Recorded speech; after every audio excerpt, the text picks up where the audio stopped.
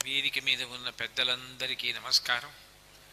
వేదిక కింద ప్రాంగణంలో కూర్చుని ఉన్నటువంటి విద్యార్థులందరికీ కూడా నా హృదయపూర్వకమైన ఆశీర్వచనం. విలువలతో కూడిన విద్య, ఇది చాలా ప్రధానమైనటువంటి అంశం. శ్రీరామాయణం బాలకాండలో ఒక శ్లోకం ఉంటుంది. సర్వే వేదవిద శూర సర్వే లోకహితే రతాః సర్వే జ్ఞానోపసంపన్నాః సర్వే సముదితా గుణైః అని. మనిషికి పుట్టుకతో లేని గౌరవాన్ని, మనిషికి పుట్టుకతో లేని బలాన్ని, మనిషికి గొప్ప అధికారాన్ని, మనిషికి జీవితంలో శాశ్వతత్వాన్ని, మనిషి శరీరం పడిపోయిన తరువాత కూడా ఎప్పటికీ గుర్తుండిపోయేటంతటి కీర్తిని తేగలిగినది ఏదైనా ఉంటే లోకంలో విద్య ఒక్కటే. మిగిలినవి ఏ ఉన్నాయో అవన్నీ కాలంలో తరిగిపోతాయి. ఒక వ్యక్తికి యవ్వనంలో ఉన్న బలం వృద్ధాప్యం వచ్చిన తరువాత ఉండదు. ఒకప్పుడు ఉన్న అందం బాగా పెద్దవాడైపోయిన తర్వాత ఉండదు. ఒకప్పుడు ఉన్న జ్ఞాపక శక్తి బాగా వృద్ధుడైపోయిన తర్వాత ఉండకపోవచ్చు. కానీ ఒక వ్యక్తికి అపారమైనటువంటి కీర్తిని కానీ, గొప్ప అధికారాన్ని కానీ, శాశ్వతమైన స్థానాన్ని కానీ కల్పించగలిగినది ఏదైనా ఉంటే అది విద్య ఒక్కటే. అందుకే విద్య యొక్క గొప్పతనం గురించి చెప్తూ పెద్దలు విద్యానామ నరస్య రూపమధికం ప్రచ్ఛన్నగుప్తం ధనం విద్యా భోగకరీ యశస్సుఖకరీ విద్యా గురూణాం గురు విద్యా బంధుజనో విదేశగమనే విద్యా పరం లోచనం విద్యా రాజసు పూజ్యతే నహి ధనం విద్యావిహీన పశు అంటారు. నిజానికి చాలా అందంగా ఉన్నాడు అని చెప్పి ఎవరి చిత్రపటాన్ని తీసుకెళ్ళి ఇళ్లల్లో పెట్టుకోరు. ఇంట్లో ఎవరి చిత్రపటాలు మనం ఉంచుకుంటామంటే ఎవరు విద్యాధికులు, ఎవరు గొప్ప సంస్కారవంతులు, ఎవరు తమ యొక్క విద్య చేత లోకానికంతటికీ కాంతిని ప్రసరించారో అటువంటి చిత్రపటాలు పెట్టుకుంటాం.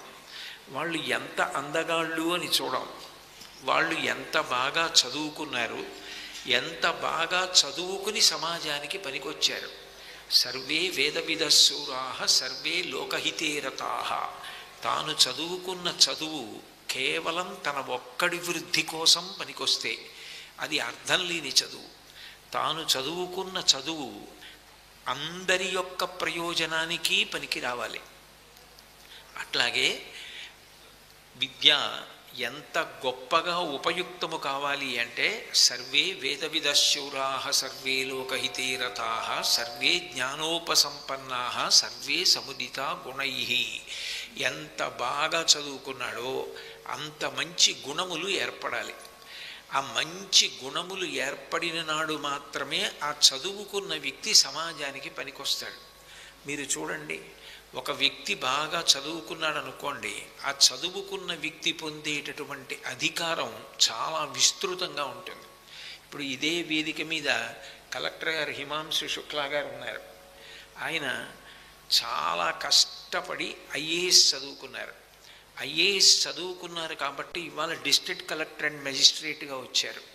ఇవాళ కలెక్టర్గా ఆయన వచ్చారు కాబట్టి ఇతను చాలా పేదవాడు, నిజాయితీగా బ్రతుకుతున్నవాడు. ఇతనికి నేను ఆర్థిక స్వావలంబన కల్పించాలనుకుంటే ఒక 5 ఎకరాల పొలం ఒక సంతకం పెట్టి ఇవ్వగలరు. బాగా చదువుకున్నటువంటి ఒక పేద విద్యార్థికి ఆయన ఒక ఉన్నతమైనటువంటి పాఠశాలలో ప్రోత్సాహకంగా చదువుకోవడానికి అవకాశం కల్పించగలరు. ఆయన విస్తృతమైనటువంటి అధికారాలు జిల్లా అంతటా పొంది ఉంటారు. అంత అధికారం పొందడానికి కారణం ఏది? కేవలం ఆయన కష్టపడి చదువుకున్న చదువు. ఆ చదువు ఇవాళ ఆయనని అంత సమున్నత స్థానంలో కూర్చోబెట్టింది. అందుకే విద్యానామ నరస్య రూపమధికం ప్రచ్ఛన్నగుప్తం ధనం. బయటికి ధనం ఉందనుకోండి తెలుస్తుంది, విద్య అన్న ధనం తెలిసేది కాదు. అది భూపసభాంతరాళమున పుష్కళ వాక్చతురత్వము. అది మాట్లాడినప్పుడు వ్రాసినప్పుడు మాత్రమే ఆ ధనం బయటికి వస్తుంది. పైగా విద్యావంతుడైన వాడెవరుంటాడో ఆయన విద్యా బంధుజనో విదేశగమని, ఆయన ఎక్కడికి వెళ్ళనివ్వండి, ఏ ఊరు వెళ్ళనివ్వండి, ఏ రాష్ట్రం వెళ్ళనివ్వండి, ఏ దేశం వెళ్ళనివ్వండి, ఆయనని గుర్తుపట్టని వాళ్ళు ఉండరు.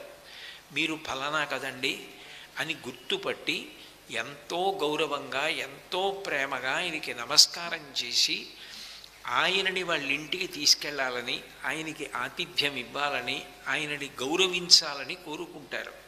దానికి కారణం ఎక్కడ నుంచి వస్తుంది అంటే కేవలము విద్య వలన వస్తుంది. ఒక కాగితం మీద 5 అంకె వేస్తే 5 రూపాయలు, 10 అంకె వేస్తే 10 రూపాయలు, 100 అంకె వేస్తే 100 రూపాయలు. అంకెని బట్టి నోటుకు విలువ మారినట్టే మనిషి ఎంత కష్టపడి చదువుకుంటాడో అంత గొప్ప వ్యక్తిగా తయారవుతాడు. అందుకే విద్య కన్నా గొప్ప ధనం లోకంలో ఇంకోటి ఉండదు. అయితే విద్యావంతుడు కావడం ఒకెత్తు, విద్యతో పాటు మంచి గుణములు కలిగి ఉండడం ఒకెత్తు. విద్యాభ్యాసము అంటే కేవలం పుస్తకాలు చదువుకోవడం ఒక్కటే కాదు. కేవలం పుస్తకాలు చదువుకుని విద్య సముపార్జన చేసి దాని వలన విద్యావంతుడైనప్పటికీ కల్మషాన్ని పోగొట్టుకోలేదనుకోండి, దుర్గుణములు పోగొట్టుకోకపోతే, సమాజానికి పనికొచ్చేటట్టుగా బ్రతకడం అలవాటు కాకపోతే ఆ వ్యక్తి 10 మంది చేత స్మరింపబడడం. విద్యార్థి దశ నుంచి కూడా, ఈ పరిస్థితి నుంచి కూడా మీరిప్పుడు ఎట్లా అయితే పాఠశాలకు వెళ్ళి చదువుకుంటున్నారో ఆ చదువుకుంటున్నటువంటి కాలంలోనే మీరు చదువుతో పాటుగా ఉత్తమమైనటువంటి గుణము జీవితాంతము ఉండేటట్టుగా అలవాటు చేసుకోవాలి. దానికి ప్రాతిపదిక ఎక్కడ పడుతుంది అంటే చిన్నతనంలో పడుతుంది. అందుకే ధృతి, దృష్టి, మతి, దాక్ష్యం స్వకర్మసు నసీదతి అంటారు.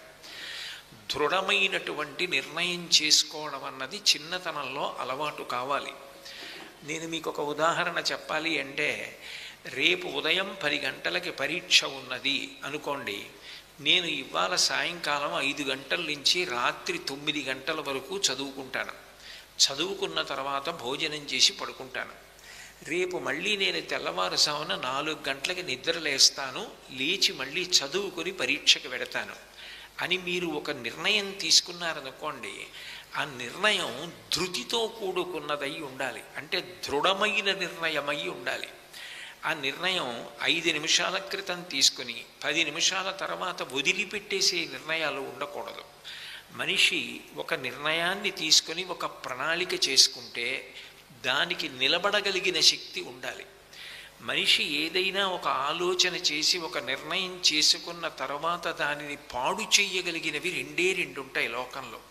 ఒకటి మనసుని ఆకర్షించేటటువంటి లక్షణమున్న విశేషాలు, ఇంకొకటి మనసుని భయపెట్టేటటువంటి లక్షణమున్న విశేషాలు. నేను రేపు తెల్లవారుజామున 4 గంటలకి లేచి చదువుకుందాం, రాత్రి 9 గంటల వరకు చదువుకుందామన్న విద్యార్థి చదువుకోలేకపోతే దానికి 2 కారణాలు. ఒకటి, ఒక్క 10 నిమిషాల సేపు నేను టీవీ పెట్టుకుని ఏదో హాస్యభరితమైన సినిమా వస్తోంది, నేను ఒక్క 10 నిమిషాలే చూసి ఆ తర్వాత వెళ్ళి చదువుకుంటాను అని అనుకున్నాడు అనుకోండి. నిజానికి అతను ప్రమాదకరమైనటువంటి మెట్టు మీద కాలు వేసినట్టు. అప్పుడు మీ చేతిలో ఉండదు. 10 నిమిషాలే చూస్తాను అని మీరు సంకల్పం చేసుకుని ఒక సినిమా ముందు కూర్చుంటే ఆ సినిమా మిమ్మల్ని తీవ్రంగా ఆకర్షించింది అనుకోండి, మీకు తెలియకుండానే ఇంకొక 10 నిమిషాలు, ఇంకొక 10 నిమిషాలు, ఇంకొక 10 నిమిషాలని కూర్చోవడంలో రాత్రి 9 దాటిపోతుంది. 9 దాటిపోయిన తర్వాత అయ్యో నేను సినిమా చూస్తూ ఉండిపోయాను, చదవవలసింది చదవలేదు అని బెంగ పెట్టుకుని అప్పుడు భయపడడం మొదలుపెట్టారనుకోండి. ఇప్పుడు చదవవలసినదంతా చదవలేదు కాబట్టి రేపు నేను తెల్లవారుజామున లేచి ఇదంతా చదవగలనా అన్న ఒత్తిడిని పెంచుకుని భయపడితే మీరు తెల్లవారుజామున 4 గంటలకి లేచి చదువుతున్నది కూడా మీరు బాగా పట్టుకోలేరు. భయం మిమ్మల్ని చదవనివ్వదు.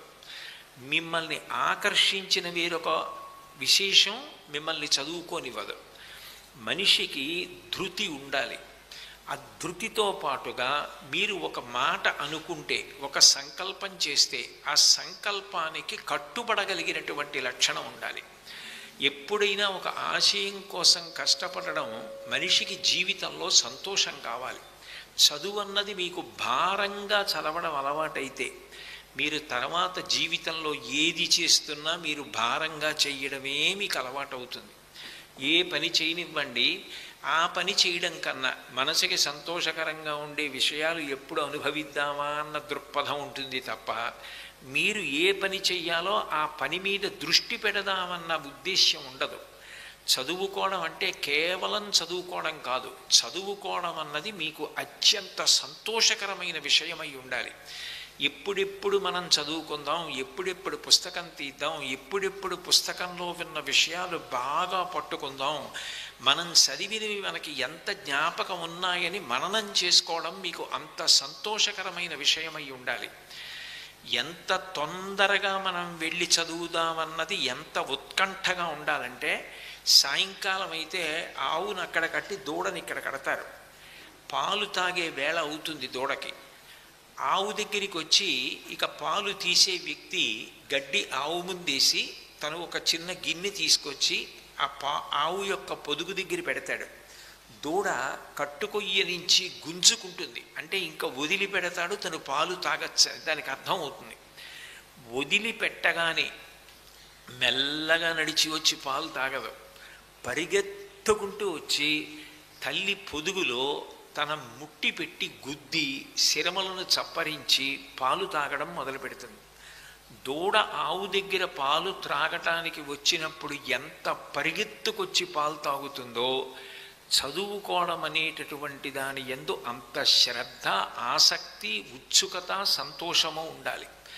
అంత సంతోషంగా మీరు పుస్తకం దగ్గరికి పరిగెత్తగలిగితే, అంత సంతోషంగా చదవగలిగితే అది నిజమైన చదువు. అట్లా మీరు ఇప్పుడు చదువుకోవడం అలవాటైతే రేపు మీరు ఉద్యోగం చేసినప్పుడు అంత సంతోషంగా ఉద్యోగం చేయగలరు. మీరు ఏ పని చెయ్యండి, మీరు చెయ్యవలసిన పనిని మీరు సంతోషంగా చెయ్యడమే మీ ఆరోగ్యానికి కారణం అవుతుంది. అట్లా కాకుండా ఇతర విషయముల వైపుకు ఆకర్షింపబడిన వాడు తన ప్రధాన కర్తవ్యమును తాను నెరవేర్చలేడు. చిన్నతనంలో ఇది ఎవరికి అలవాటైందో వాళ్ళు తర్వాత కూడా ఇదే గుణాన్ని కొనసాగిస్తారు జీవితంలో. ఇదే క్రమశిక్షణ అవుతుంది. ఇట్లాంటి క్రమశిక్షణ పొందిన వ్యక్తి ఎవరుంటాడో ఆయన సర్వతోముఖాభివృద్ధిని పొందుతాడు. దాని వలన ఎనలేని కీర్తిని పొందుతాడు. మీకు నేను ఒక ఉదాహరణ చెప్పాలి అంటే, పిల్లలందరికీ కూడా తప్పకుండా ఆదర్శంగా పెట్టుకోవలసిన మహానుభావుడు మోక్షగుండం విశ్వేశ్వరయ్య గారు. మీలో ఎంతమంది మోక్షగుండం విశ్వేశ్వరయ్య గారి జీవిత చరిత్ర చదివారో నాకు తెలియదు. కానీ నేనైతే మీకేం చెప్తానంటే, మీకు పుట్టినరోజు వచ్చిన, మీ ఇంట్లో ఏదైనా పండగ జరిగిన, మీ మేనమామ గారు కానీ, పినతండ్రి గారు కానీ, పెదనాన్నగారు కానీ ఎవరైనా మీకు ఏదైనా బహుమానం ఇవ్వాలి అని అనుకుంటే, అప్పుడు అటువంటి వాళ్ళకి మీరు బహుమానం మీకు ఇచ్చేటప్పుడు నాకు ఒక మంచి పుస్తకం ఇమ్మని అడగండి. ఆ పిల్లలకు అడ్డొస్తున్నారు మీరు. మోక్షగుండం విశ్వేశ్వరయ్య గారి జీవిత చరిత్ర నాకు ఇవ్వండి అని అడగండి. మోక్షగుండం విశ్వేశ్వరయ్య గారి జీవిత చరిత్ర మీరు బాగా చదవండి. ఆయన ఎంత కష్టపడి పైకొచ్చారో మీరు కేవలం పుస్తకం చదివినట్టు కాకుండా మీకు మీరుగా ఆయనని ఆదర్శంగా తీసుకోండి. ఆయన పుట్టింది ఎక్కడో మహానగరంలో పుట్టి పెద్ద పెద్ద పాఠశాలల్లో ఎంతో ధనం చెల్లించి ఆయన చదువుకున్నవారు కాదు. మైసూర్ సంస్థానంలో, ఆ రోజుల్లో సంస్థానం, మైసూర్ సంస్థానంలో చిక్కబళ్ళాపూర్ అని ఒక తాలూకా. ఆ తాలూకాలో ఆయన ఒక చిన్న గ్రామంలో జన్మించారు. ఆ చిన్న గ్రామంలో జన్మించినటువంటి పిల్లవాడు చదువుకునే రోజుల్లో 13వ సంవత్సరం వయస్సు వచ్చేటప్పటికీ తండ్రి గారు మరణించారు. 13వ ఏట తండ్రి గారు మరణించాడు అంటే ఆ పిల్లవాడు అప్పటికి చదువుకుంటున్నది 7-8 తరగతుల దాకా వచ్చాడు. కానీ ఆ పిల్లవాడి తెలివితేటలు చూసి ముచ్చటపడి మేనమామ గారు బెంగళూరు తీసుకెళ్తే, బెంగళూరులో ఆయన అంత కష్టపడి చదివి బిఏ ఫస్ట్ క్లాస్లో పాస్ అయ్యారు. ఏమిటి, ప్రతిరోజు కాలేజీకి అంత దూరం నడిచి వెళ్ళి, అంత దూరం ఇంటికి నడిచి వచ్చి, అంత కష్టపడి పుస్తకాలు చదువుకుని, పుస్తకాలు లేకపోతే ఎవరో స్నేహితుల పుస్తకాలు తెచ్చుకు చదువుకుని, మేనమావ గారు అత్తా పెట్టిన భోజనం చేస్తూ ఏ విలాసాలు కోరుకోకుండా అంత కష్టపడి బిఏ ఫస్ట్ క్లాస్లో పాస్ అయ్యారు. పాస్ అయితే ఆ రోజుల్లో ఆయన తెలివితేటలు చూసి అబ్బురపడి పూణే ఇంజనీరింగ్ కాలేజీకి పంపించారు. ఫీజు కట్టుకోవడానికి మీరు మోక్షగుండం విశ్వేశ్వరయ్య గారి జీవిత చరిత్ర చదవండి, మీకు అర్థమవుతుంది. కొన్ని మైళ్ళ దూరం ప్రతిరోజు నడిచి వెళ్ళేవారు. నడిచి వెళ్ళి ఒక మంత్రి గారి ఇంట్లో పిల్లలకి విద్యాబోధన చేసి అక్కడ వచ్చినటువంటి ట్యూషన్ ఫీజు తీసుకుని ఆ ట్యూషన్ ఫీజుతో ఆయన తన చదువు కోసమని చెప్పి ఆ ధనాన్ని వెచ్చించారు. వెచ్చించి పూణేలో ఆ రోజుల్లో ఇప్పుడు ఉన్నట్టుగా బీటెక్ లేదు. ఆ రోజులలో చదువుకోవడం అంటే ఇంజనీరింగ్లో పట్టభద్రుడు కావడం అంటే LCEECL అని ఉండేది. అది చదివి అందులో ఆయన గోల్డ్ మెడల్ సంపాదించారు. సంపాదించిన తరువాత ఆయన ఉద్యోగానికి వెళ్ళినప్పుడు కూడా చదువుకున్నప్పుడు ఏ కష్టపడడం నేర్చుకున్నారో, పుస్తకాన్ని ఎంత బాగా చదివేవారో. పుస్తకం చదవడం అంటే ఆయనకి అన్నం తినడం లాంటిది. అన్నం తింటే నేను తిన్న అన్నం నేనైపోవాలి, నీళ్లు తాగితే నేను త్రాగిన నీళ్లు నేనైపోవాలి. విశ్వేశ్వరయ్య గారికి పుస్తకం చదవడం అంటే తాను చదివిన పుస్తకం తానైపోవాలి. అంత దీక్షతో చదివేవారు. అదే కష్టపడడం, అదే దృష్టిని కేంద్రీకరించడం ఆయనకి జీవితంలో అలవాటుగా మారిపోయింది. ఆ కష్టపడడం అన్నది ఆయన ఎంత బాగా నేర్చుకున్నారంటే, నేను ఇంత కష్టపడి జీవితంలో చదువుకుని వృత్తిలోకి రాగలిగాను అంటే పూణే ఇంజనీరింగ్ కాలేజీ ఉంది కాబట్టి, బిఏ చదువుకోవడానికి బెంగళూరులో ఆర్ట్స్ కాలేజీ ఉంది కాబట్టి, అటువంటి కాలేజీలు ఇంకా రావాలి అంటే ప్రభుత్వం కళాశాలలు నెలకొల్పాలి. ఒక వ్యక్తి ధనాన్ని సంపాదించుకోవడం కాదు గొప్ప, ప్రభుత్వానికి ధనం ఉంటే ప్రభుత్వం ప్రజలందరికీ కావలసినవి చేస్తుందని ఆయన ఆ రోజులలో ఆటోమేటిక్ ఫాలింగ్ షట్టర్స్ అని చెప్పి ఒక ప్రత్యేకమైన డిజైన్ ఇంజనీరింగ్లో కనిపెట్టారు. నిజంగా ఆయన పేటెంట్ తీసుకుని ఉంటే ఆయన కోటాను కోట్ల ధనాన్ని సంపాదించి ఉండేవారు. ఆ రోజులలో ఇంజనీర్లు ఆయన దగ్గరికి వెళ్ళి మీరు దీని మీద పేటెంట్ తీసుకోండి అని చెప్తే, ఒక పేద విద్యార్థిని కష్టపడి చదువుకుని ఇవాళ ఈ స్థితికి రాగలిగానంటే ప్రభుత్వ కళాశాలలు ఉండబట్టి. ప్రభుత్వానికి ఈ ధనమంతా వెడితే ఈ ధనం ప్రజలకెడుతుంది. ప్రజలకెడితే ప్రజలందరూ సంతోషంగా ఉంటారు. నే చదువుకున్న చదువు ప్రజలందరి ఆనందానికి పనికి రావాలి, కానీ కేవలం ఆ కోటాను కోట్లు నేను సంపాదించుకొని నేను నా పిల్లలు సంతోషంగా ఉండడానికి పనికి రాకూడదని పేటెంట్ తీసుకోవడానికి తిరస్కరించి దేశానికి ఇచ్చేశారు ఆ విద్యని. ఆ ఆటోమేటిక్ ఫాలింగ్ షట్టర్స్ వల్ల తర్వాతి కాలంలో సాంకేతిక రంగంలో ఒక పెద్ద విప్లవమే వచ్చింది. అంత కష్టపడ్డారు. ఆయన కష్టపడే విధానం చూసి చిన్నతనంలో ఆయన్ని ఏడెన్ నగరానికి తీసుకెళ్ళి ఆయనతో సర్వే చేయించి నీటి సరఫరా ఎలా చేయించాలో ఆ రోజుల్లో ఆయన దగ్గర సలహాలు తీసుకొని ఆయనకి ప్రత్యేకంగా ఆ రోజులలో ఖైజర్ ఏ హింద్ అని చెప్పి చాలా గొప్ప బిరుదు, అటువంటి బిరుదిచ్చి గోల్డ్ మెడల్ ఇచ్చి తిప్పి పంపించారు. అంత పెద్ద అవార్డు వచ్చిన, సమున్నతమైన స్థానాలు వచ్చిన, అంత గౌరవించిన ఆయన మాత్రం తను కష్టపడేటటువంటి విధానాన్ని మాత్రం జీవితంలో ఎప్పుడూ విడిచిపెట్టల. ఆయన చెయ్యవలసిన పనిని ఆయన అంత ప్రేమించడం ఆయనకి ఎట్లా అలవాటైంది అంటే, కేవలం చదువుకునేటప్పుడు తన చదవవలసిన దాన్ని అంత ప్రేమించి చదువుకోవడం దగ్గర ఆయన నేర్చుకున్నారు.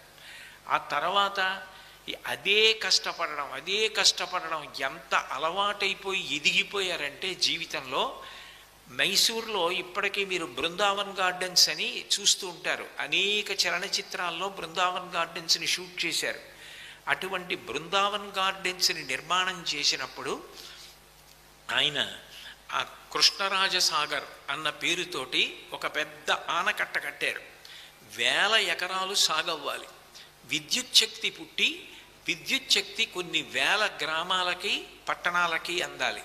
కింద బృందావన్ గార్డెన్స్ వచ్చిన సందర్శకులందరూ సంతోషంగా గడపడానికి వీలుగా ఉండాలి. ఒక్క ప్రాజెక్ట్ కట్టేటప్పుడు 3 ప్రయోజనాలు సాధించేటట్టుగా ఆయన దాన్ని డిజైన్ చేసి కడితే ఇప్పటికీ బృందావన్ గార్డెన్స్కి అంత పేరు. మోక్షగుండం విశ్వేశ్వరయ్య గారు మొట్టమొదట కట్టినటువంటి కృష్ణరాజసాగర్ ప్రాజెక్ట్ చూసి భారత ప్రభుత్వం తర్వాత మల్టీపర్పస్ డ్యామ్స్ అని బహుళార్థ సాధక ప్రాజెక్టులని భాక్రానంగల్తో అక్కడి నుంచి ప్రారంభం చేసింది. అంటే ఒక వ్యక్తి కష్టపడి చదువుకోవడం, 10 మందికి నేను పనికి రావాలన్న ఆయన తాపత్రయం ఎంత గొప్పగా పనిచేసిందో. అబ్దుల్ కలాం గారు ఒక మాట అంటారు, a candle loses nothing in lighting another candle అంటారు. ఒక వెలుగుతున్న కొవ్వొత్తి ఇంకొక కొవ్వొత్తిని వెలిగించడంలో తాను కోల్పోతున్నదేం లేదు. ఇంకొక కొవ్వొత్తిని వెలిగించడం దానికి సంతోషకరం. బాగా చదువుకున్న వ్యక్తి వేరొక వ్యక్తిని ప్రోత్సహించడానికి అట్లా సిద్ధం కావాలి. అంత గొప్ప ప్రాజెక్ట్ కట్టారు. ఇక్కడ తెలుగు రాష్ట్రాల్లో హైదరాబాద్ నగరంలో ఆ రోజుల్లో ఈసీ మూసీ నదులు ఎక్కడ చూసినా ప్రవహించి వరదలు వచ్చి ప్రజలు ఇబ్బందులు పడుతుంటే రెండింటి మీద ఆ రోజుల్లో ఉస్మాన్ సాగర్, హిమాయత్ సాగర్ 2 ప్రాజెక్ట్స్ కట్టి మురుగునీరు నిలబడకుండా 2 నగరాలకి ఆ రోజులలో త్రాగునీరు లభించేటట్టుగా డిజైన్ చేసిన వారు ఆయనే. ఎంత స్వార్థరహితంగా నేను ఎలా కష్టపడి పైకి వచ్చానో అలా ఈ దేశంలో అందరూ కష్టపడి పైకి రావాలి. ప్రత్యేకించి పిల్లలు బాగా చదువుకోవాలి, బాగా దృష్టి పెట్టాలి. ఒక విద్యార్థి ఒక మంచి అధికారి కాగలిగితే, ఒక విద్యార్థి మంచి స్థితికి వస్తే ఒక పెద్ద దీపం వీధిలో వెడుతున్న వాళ్ళందరికీ కాంతినిచ్చినట్టు అంత ప్రయోజనకారి అవుతాడు అని చెప్పి ఆయన నిజానికి భద్రావతి ఐరన్ అండ్ స్టీల్ ఫ్యాక్టరీకి డిజైన్ చేసి పూర్తి చేసినప్పుడు కర్ణాటక గవర్నమెంట్ చూసి ఎంతో సంతోషించి ఆయనకి 1,60,000 రూపాయలు ఆ రోజుల్లో ప్రైజ్ మనీగా ఇచ్చింది.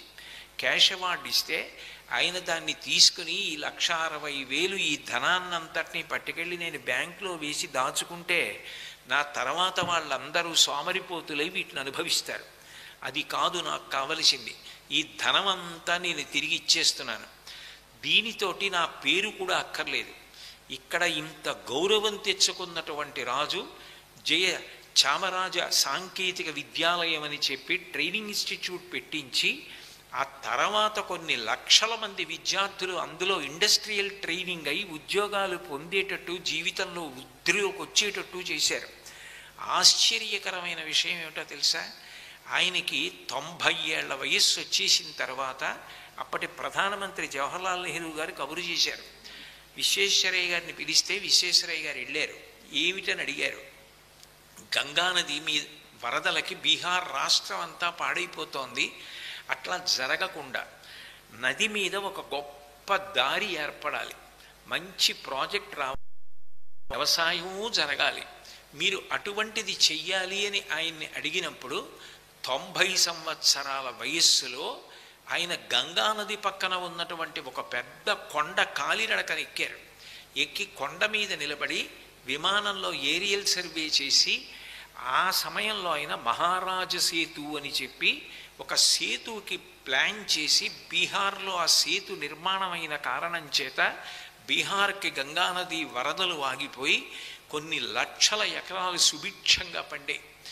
అంత గొప్పగా 90వ ఏట కూడా కష్టపడ్డారు.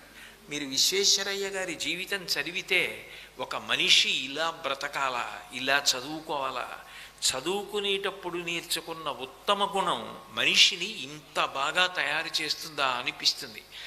ఆయనకి 94 ఏళ్ల వయస్సులో, నేను ఆయన జీవిత చరిత్ర చెప్దామని రాను కదా, ఇక్కడికి వచ్చిన తర్వాత ఒకటి మొదలుపెట్టినప్పుడు నాకు జ్ఞాపకం వచ్చిన విషయాలు చెప్తూ ఉంటాను. 94 ఏళ్ల వయస్సులో ఆయన కొచ్చిన్ దగ్గర ట్రాన్వాన్కోర్ వెళ్ళి అక్కడ ఒక ఫర్టిలైజర్ ఫ్యాక్టరీ అంతా పరిశీలించవలసి వస్తే వాళ్ళు అనుకున్నారు ఏదో కొద్ది దూరం మాత్రం నడిచి చూస్తారనుకున్నారు. 94 ఏళ్ల వయస్సులో ఆయన మొత్తం అంత దూరం ఫ్యాక్టరీ అంతా కూడా పరిశీలించి దాని వృద్ధికి కావలసినటువంటి ప్రణాళికలు ఇచ్చారు. ఎంత సిన్సియర్గా, ఎంత ఆనెస్ట్గా ఆయన ఉండేవారంటే, ఆయన జేబులో 2 పెన్నులు ఉండేవి. ఒకటి గవర్నమెంట్ ఇచ్చిన పెన్ను. గవర్నమెంట్ పెన్ను కూడా ఇస్తుందా అనుకుంటారేమో.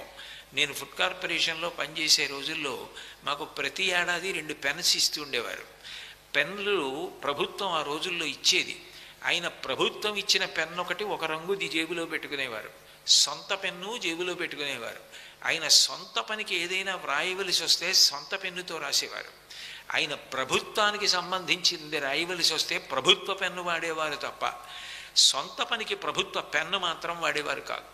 ఆయన సంచిలో 2 కొవ్వొత్తులు ఉండేవి. ఆయన ఏదైనా ఊళ్ళ వెంట వెళ్ళి సర్వే చేయవలసి వచ్చినప్పుడు, ఇప్పుడు ఉన్నట్టుగా ఆ రోజుల్లో ఎక్కడ పడితే అక్కడ పెద్ద పెద్ద లాడ్జింగ్స్, భోజనాలు దొరికేవి కావు. ఎవరైనా ఆ ఊళ్ళో ఉన్నటువంటి పెద్దవాళ్ళ ఇంటికి వెళ్ళి, నేను ఇలా ప్రభుత్వాధికారిని, సర్వే కోసం వచ్చాను, ఇవాళ రాత్రి ఉంటానంటే ఉండమనేవారు. ఆయన ఒకరోజు రాత్రి ఒక ఇంట్లో బస చేశారు. ఆ రోజు ఆయన చేసిన సర్వే వివరాలన్నీ ఒక కొవ్వొత్తి పెట్టి రాశారు.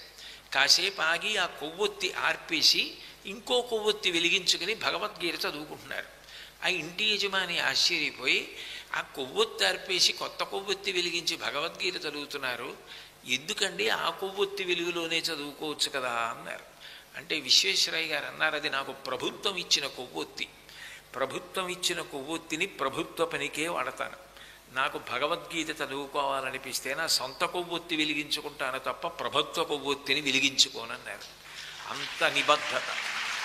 మైసూర్ దీవాన్గా ఆయన రిజైన్ చేయడానికి వెళ్ళినప్పుడు, దీవాన్ ప్రభుత్వ కారులో వెళ్ళి రెసిగ్నేషన్ ఇచ్చేసి సొంత కారులో తిరిగి ఇంటికి వెళ్ళిపోయారు తప్ప రిజైన్ చేసిన తర్వాత ఇంకా ప్రభుత్వ కారులో కూడా ఆయన వెళ్ళడానికి ఇష్టపడాల.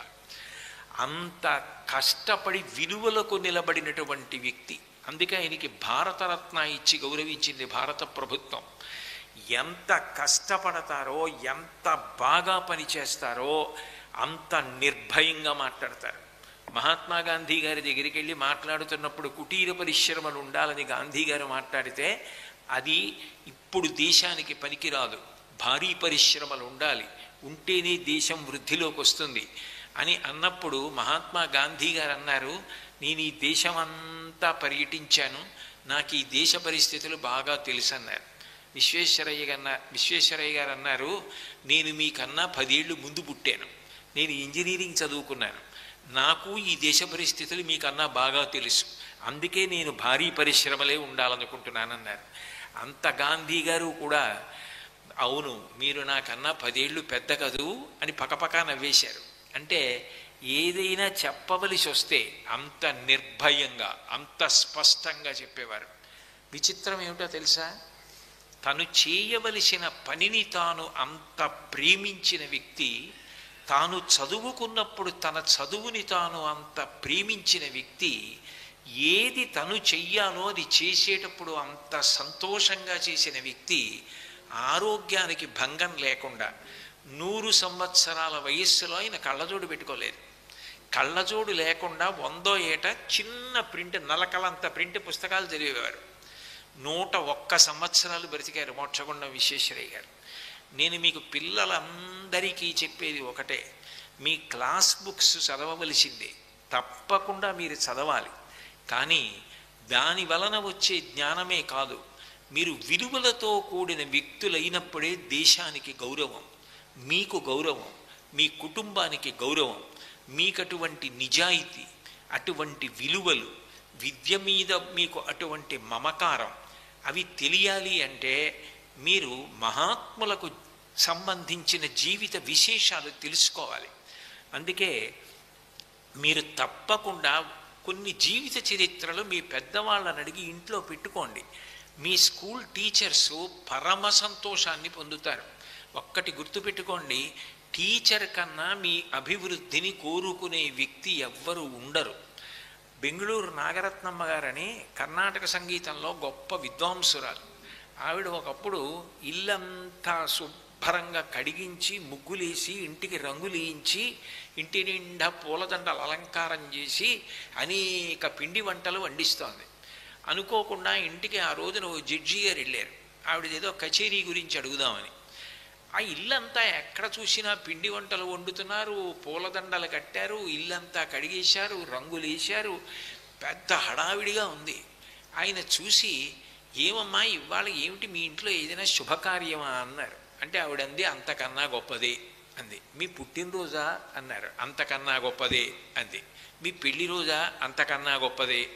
అసలు ఏమిటి ఇవాళ మీ ఇంట్లో అన్నారు. మా గురువు గారి పుట్టినరోజు అంది ఆవిడ. అంటే ఆయన ఆశ్చర్యపోయి, మీ గురువుగారి పుట్టినరోజే ఇంత బాగా చేస్తున్నారే, మీ పుట్టినరోజు ఇంతకన్నా బాగా చేసుకుంటారా అన్నారు. అంటే ఆవిడంది, కాదు, కోటాను కోట్ల మందిలో పుట్టిన ఒక వ్యక్తి కాలంలో శాశ్వతంగా ఉండిపోయేటంత కీర్తిని పొందడానికి వీలుగా మలచగలిగిన వాడు గురువు ఒక్కడే. అటువంటి గురువు పుట్టినరోజు కన్నా నా జీవితంలో ఇంకొకటి గొప్పది లేదు. అందుకే మా గురువుగారు బిడారం కృష్ణప్ప గారు పుట్టిన రోజున నేను ఇంత వైభవోపేతంగా చేసి, అంతమందికి దాన ధర్మాలు చేసి, అన్నదానాలు చేసి, వస్త్రదానాలు చేస్తాను. ఇవాళ నేను ఇంత సంగీత విద్వాంసురాలను అయ్యానంటే మా గురువుగారు పెట్టిన భిక్ష. గురువు తలుచుకుంటే ఎంత గొప్ప వ్యక్తిగానైనా తయారు చేయగలడు అని చెప్పారు. నిజంగా ఆ మాట నేను ఆ పుస్తకం చదువుతున్నప్పుడు అది చదివి నాకు కళ్ళంబట ఆనంద భాష్పాలు వచ్చాయి. ఏమి గురుభక్తిరా నిజంగా మహాతల్లిదని. గురువులను గౌరవించడం అనేటటువంటిది మీరు బాగా నేర్చుకోండి. మీరు నిజంగా ఇంటి దగ్గర ఒక పుస్తకం, ఒక జీవిత చరిత్ర చదివి మీరు మీ టీచర్ గారి దగ్గరికి వెళ్ళి, నేను ఈ జీవిత చరిత్ర చదివానండి, ఇందులో నాకు ఈ విషయాలు బాగా నచ్చాయి, అటువంటి జీవిత చరిత్ర స్కూల్లో ఖాళీ ఉన్నప్పుడు చదువుకోవడానికి మాకొక్క 4 పుస్తకాలు పెట్టించండి అంటే వాళ్ళ సొంత డబ్బులతోనైనా సరే కొని తెచ్చి పెట్టి మీకు చదువుకోవడానికి అవకాశం కల్పిస్తారు.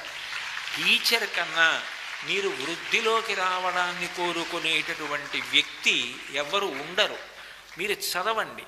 మీరు చదివి వదిలిపెట్టేయడం కాదు, అవి మీకు జీవితంలో ఎంత విలువనిస్తాయో, ఎంత ప్రోత్సాహాన్ని ఇస్తాయో, ఎంత ఆదర్శంగా నిలబడతాయో మీకే తెలుస్తుంది. ఒక వ్యక్తి అగ్నిహోత్రం దగ్గర నించున్నాడు అనుకోండి, వేడి తగులుతుంది. ఒక వ్యక్తి మంచు పర్వతం దగ్గరికి వెళ్ళాడు అనుకోండి, చల్లతనం తగులుతుంది. ఒక మంచి పుస్తకం మీరు చిన్న వయస్సులో చదివారనుకోండి, అది మిమ్మల్ని ప్రభావం చూపించి ఒక ఉత్తమ వ్యక్తిగా తీర్చిదిద్దుతుంది. మీరు చిన్నతనం నుంచి బాగా చదువుకోవడం, చదువుకున్నది విలువగా మారడం జరగాలి అంటే అటువంటి పుస్తకాలు బాగా చదవాలి. చదివితేనే మీ యందు విలువలు సంతరించుకోబడతాయి. నిజానికి మీరు ఆలోచించండి, ఇవాళ మీ నాన్నగారు కానీ మీ అమ్మగారు కానీ నెల్లూరు లాంటి పట్టణంలో ఎన్నో పాఠశాలలు, ఎందరో బాగా చదువుకున్నటువంటి ఉపాధ్యాయులు. ఇవాళ మీరు స్కూళ్ళకి బస్సుల్లో వస్తున్నారు, మీకు కావలసిన మంచి ఆహారాన్ని తల్లిదండ్రులు ఏర్పాటు చేస్తున్నారు, చక్కగా కూర్చోపెట్టి పాఠాలు చెప్తున్నారు. మరి మీకు మోక్షగుండం విశ్వేశ్వరయ్య గారికి చదువుకోవడంలో ఎంత తేడా ఉంది. నేను చెప్పినట్టు దూడని విడిచిపెడితే ఆవు దగ్గరికి పరిగెత్తినట్టు నేను చదువుకోవాలన్న తాపత్రయానికి 10 మైళ్ళు నడిచి వెళ్ళి ట్యూషన్ చెప్పి వచ్చిన డబ్బులతో ఫీజు కట్టి చదువుకుని గోల్డ్ మెడల్ తెచ్చుకున్నారంటే విశ్వేశ్వరయ్య గారు మీకు ఆదర్శం కావాలి. ప్రతి వాళ్ళు కూడా అటువంటి మహానుభావుణ్ణి ఆదర్శంగా తీసుకుని చదువుకున్నారనుకోండి, అందరూ అంత చక్కటి విలువలు పాటించిన నాడు మీకు మీరు గౌరవం తెచ్చుకుంటారు. మీ కుటుంబాలు కూడా మిమ్మల్ని చూసి ఎంతో ఆనందిస్తాయి, చూసి గర్వపడుతుంది. మీకు చిన్నప్పుడు చదవడాన్ని ప్రేమించగలిగితే రేపు మీరు ఉద్యోగం చేసేటప్పుడు మీ ఉద్యోగాన్ని ప్రేమించగలుగుతారు. మీరు ఏ పని చేశారు అన్నది కాదు గొప్ప, మీరు చేసిన పనిలో మీరు ఎంత నిబద్ధత చూపించారు అన్నది గొప్ప. ఇప్పుడు కాదు కానీ ఒక 10 సంవత్సరాల క్రితం మాకు కలెక్టర్ ఆఫీసులో ఒక ఫంక్షన్ జరిగింది. ఆశ్చర్యకరమైన ఫంక్షన్. ఆ కలెక్టర్ ఆఫీసులో రిటైర్ అయిపోయినటువంటి వ్యక్తి ఎవరు అంటే కలెక్టర్ గారి పక్కన ఉండి ఎప్పుడూ కూడా సహాయం చేసేటటువంటి వ్యక్తి. మీరు చూడండి, ఇలా అడ్డంగా ఒక బట్ట లాంటిది వేసుకుని ఎప్పుడు వ్యక్తిగత సహాయం చేయడానికి ఉంటారు అధికారుల దగ్గర. అటువంటి ఆయన ఉండేవాడు. ఆయన దగ్గరగా ఒక 8-9 మంది కలెక్టర్ల దగ్గర పనిచేశాడు. ఎలా చేసేవాడు అంటే ఎంత ప్రేమగా చూసేవాడంటే ఏ కలెక్టర్ వచ్చినా మధ్యాహ్నం 2 అయిపోతే 2:30 అయిపోతే, అయ్యా మీరు భోజనం చేయలేదయ్యా, మీరు భోజనం చేయకపోతే ఆరోగ్యం పాడవుతుందయ్యా, మీరు తినండయ్యా అని బ్రతిమాలేవాడు. ఒక కలెక్టర్ని నేను అలా అడగడం ఏమిటి అని కాదు, అంత ప్రేమగా చూసేవాడు. ఆయన రిటైర్ అయినప్పుడు ఆశ్చర్యపోయారు. అప్పటికే ఆయన ఎవరి దగ్గర పనిచేశాడో వాళ్ళందరూ ఇంకా ఉన్నతాధికారులు అయిపోయారు. కానీ ఆయన నిబద్ధత, ఆయన ఉద్యోగం చేసిన తీరుకి, ఆయన రిటైర్ అయిన రోజున 9 మంది సీనియర్ ఐఏఎస్ ఆఫీసర్స్ వచ్చి అటెండ్ అయ్యారు అంటే ఉద్యోగాన్ని ప్రేమించడము అంటే అది.